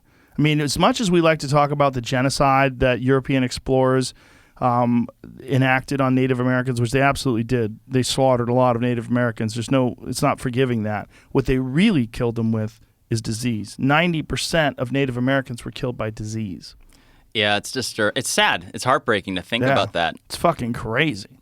It's crazy that a country where they're getting along with this disease, I mean, they existed with it, they survived, and they came over on boats and gave it to people that didn't have an immunity to it, and it just burned right through the entire population. Yeah. Horrific. And that's what happened to the Mayans. The Mayans, the Mayans is not that long ago. They know that the Mayan civilization, they were around hundreds of years ago. Yep. 500-600 years ago, they were around. Like during Cabeza de Vaca, he details in his journeys across North America, he details all of his trips through all these various Spanish explorers detail the Mayan civilizations. Going back to that LiDAR study, so this is something that I just thought of, is that it's so interesting that that area that people had already, that they found through the use of LiDAR, had already been previously surveyed on foot, and and they didn't see anything, including a 7-story tall building that was consumed by trees and lush vegetation. And it had, like I said, had already been surveyed on foot. So that's how much the Earth consumes things. Yeah. And so now they're using LiDAR from space, and they're finding ancient stuff all over the Sahara Desert. Whoa. That's what I'm saying. I'm like, if this place was green 5,000 plus years ago and had the largest freshwater lakes and a huge network of rivers, people, of course, would have been living there. Yeah. And so now they're finding random stuff all over. I'm like, I've said it before. I think the Sahara Desert is the ancient jackpot. Like, under that sand, they're going to find things and discoveries in our lifetime that I think are going to be probably amazing. Because undoubtedly people would have been there. It makes sense. It makes sense if 5,000 years ago, if there was an advanced civilization in that area, and 5,000 years ago it was all lush and green. Mm-hmm. What a weird thing, huh? That happens where the Earth just continually shifts its climate and changes what's warm and green. That's why you look at houses in Malibu. You're like, what are you doing? You got a house. This is not going to last, bro. Yeah, it's yeah. You're on the edge of the ocean. What makes you think it's going to stay there? Yeah, people need to be including these things in the topic of climate change and man-made climate change and all that, because I'm like, if the Earth is going through these cycles that are, if we're looking at like something like 50,000 years ago, the Earth's temperature was something like 15 degrees Fahrenheit hotter. That's been identified through the core ice samples of Antarctica. And it's like, well, if they want to say that, 2-3 degrees Fahrenheit would be enough to screw over our civilization and well, if we're talking 15 plus degrees naturally, I want to know more about that and why it's not being included in the conversation. Well, when Graham Hancock and Randall Carlson in particular, when he discusses this, one of the things that he says global warming is certainly a threat. He goes, but you know what a real threat is? Global cooling. Yeah. He was like, global cooling is way worse. He's like, global warming essentially makes more plant life. You have that's the thing that's going on where we talk about like increased CO2 in the environment. There's more green on this earth today than there's ever been. It's weird. Like you think of, wow, we must be decimating the rainforest and we're killing we're definitely fucking up the rainforest for sure. However, there's a lot of green. And it's more of it because green lives on carbon dioxide, which is kind of crazy. Yeah, most people don't seem to, plenty of people know that, but I don't know if a lot of people do. Right. Well, we're looking at it in terms of like pollution and particulates in the atmosphere, and he was saying that that's the real issue. Like pollution and particulates, that stuff's terrible, and it causes cancer, and it's making people have much shorter lives. If you look at people that live like in highly dense urban environments, they generally live less long than people who live in clear air country. Like it's just by virtue of the shit you're breathing in, the environmental factor. But he said global cooling is fucking terrifying. Yeah, you can't grow Ice anything. ages. Yeah, ice ages are fucking terrifying. Yeah. That's what we really need to be worried about. Well, I think we scared people enough. Yep. Oh, hold on. One last thing. I cannot possibly leave this podcast without telling you my DMT story. Oh, you had one? I do. So this is a few years ago. I made it myself, so I'm an alchemist. And I've only done this twice. This is no big, this is in a different state. You can't come after me. I don't have anything. So the first thing I experienced is the loud ping inside of my head that was unbelievably loud, and the whole room, my bedroom, was vibrating. It was like boom, boom, boom. And then I started seeing these little blobs. They had like these faces, and I got like a bad vibe from them. But then what I saw is it was all the beautiful colors, and it was essentially a being with big old eyes. I interpreted it as feminine, and it kept going like this with its arms, and in the middle of its body was a pyramid. Now, let me say a couple of things, because some people are like, oh, he's an ancient history guy. Of course, he's going to see pyramids. No, I did this at the time because I was desperate for answers, and it was a spiritual thing. And I think about all kinds of things throughout the day. The pyramids and ancient stuff was the furthest thing from my mind. And the only reason why I did DMT is because I couldn't figure out how to do ayahuasca, and figured that was a dangerous thing to do, make myself. I got to go to Peru How or somewhere long else. ago was this? This is 2018. So you weren't into Egypt back then? No, I was, but more Not so at now. the time. Right. And I was literally depressed and looking for answers in my life and guidance, and I was doing it from a spiritual standpoint because I felt like at that time I could benefit from my ayahuasca journey, but I wasn't available to do it. So fast forward a couple years later to last December 2020, I'm in Egypt with Yosef Awiyan, the son of Akim Abdel. And I was asking him, because I was saying earlier that I think that the pyramids were not built to be tombs. I think there was something functional, but I'm not exactly sure what. Could it be something for generating power? Could it be something else? I don't know. But when I've walked through the internal structure and layout, it's so bizarre, Joe. Nothing about it makes sense for a tomb. It's not meant for people to be through. It is utterly weird. But so getting to the point is, Yosef, I asked him, I'm like, well, what do you think because he doesn't think it was built to be a tomb for anyone. And I said, what do you think it is? And he said his father told him, it's us.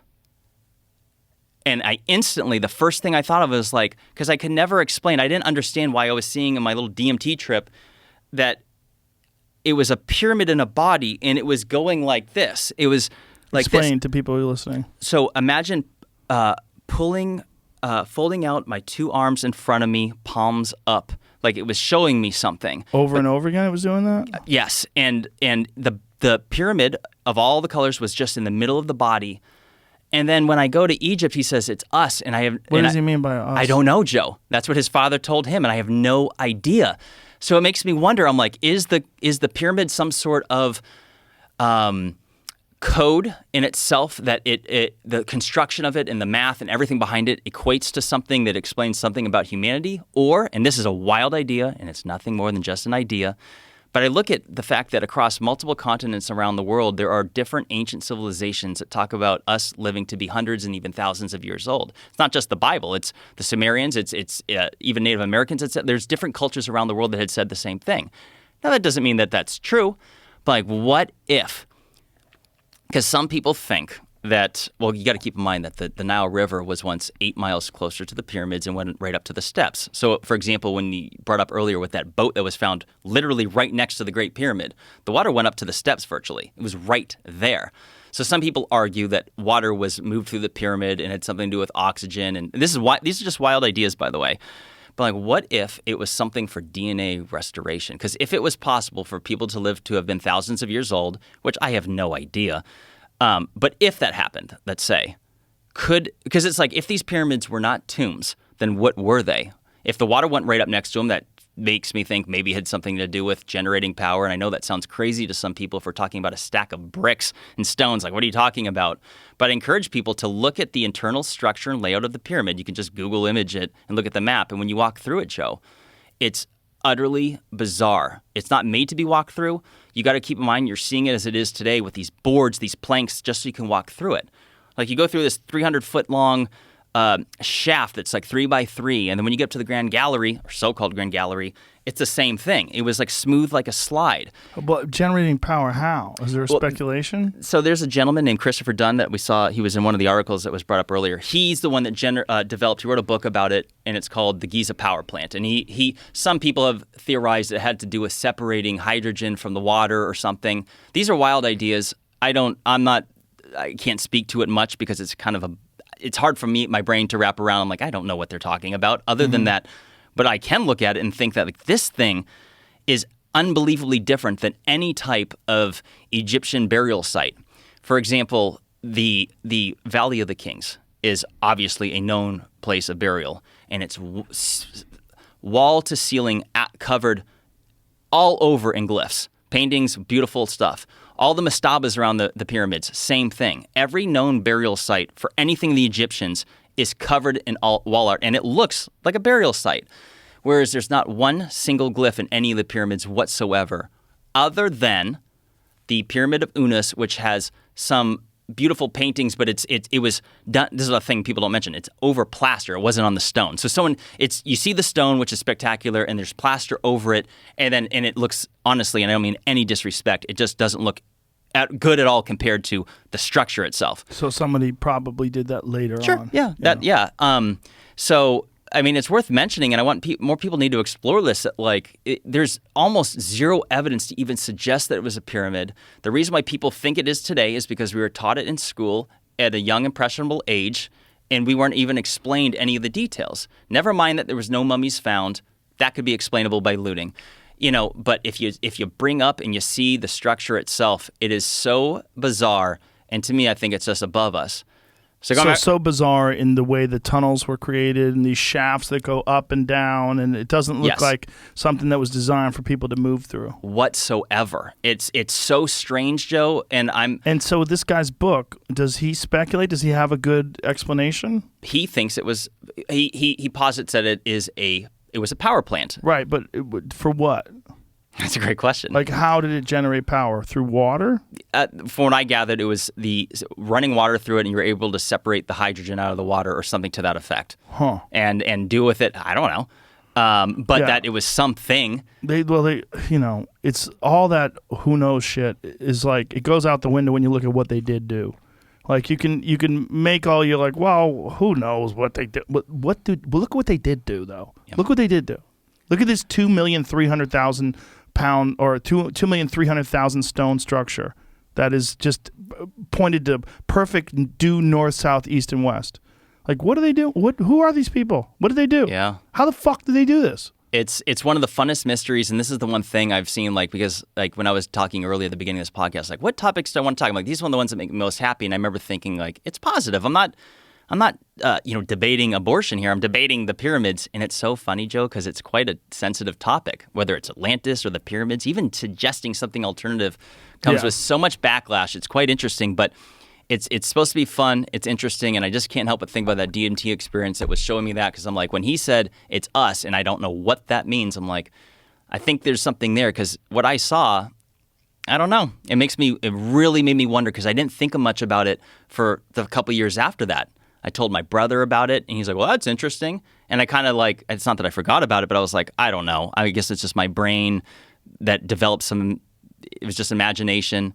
Who knows? Yeah. Who knows? Yeah. Thanks for being here, man. Joe, gotta wrap this up. Tell everybody one more time, it's Bright_Insight on Instagram. Yep. Bright Insight on YouTube. Yep. Bright Insight, 2 words. My name's Jimmy, and it's all kinds of fun topics. Follow me on there. And Joe, I have to say, thank you very much. I couldn't have been more flattered that you invited me on. And my pleasure, dude. Thanks for being here, and thanks for putting out such interesting content. Yep. You've got a lot of really cool shit on your YouTube page. One last thing, we're wrapping up. I just want to tell to anyone out there, get off the couch. It's surreal to me that a handful of years ago, Joe, I was on the couch, unhappy in life, and in watching Joe Rogan podcast, and now here I am sitting across from you, and all I did was decide, and it wasn't easy, but I made choices and changes in my life, and next thing you know, I find myself traveling to these sites, being on your podcast and other things. And I just want to tell people, if there's only one message, is that because in the short term, people are going to have to get creative to make money in the near future. I suspect people more than ever are unhappy with the direction of their lives, corporate work, and everything else, you can make changes. You can do it too. Get off the fucking couch. Thank you, Joe. Get after it, people. Bye, everybody. Bye now.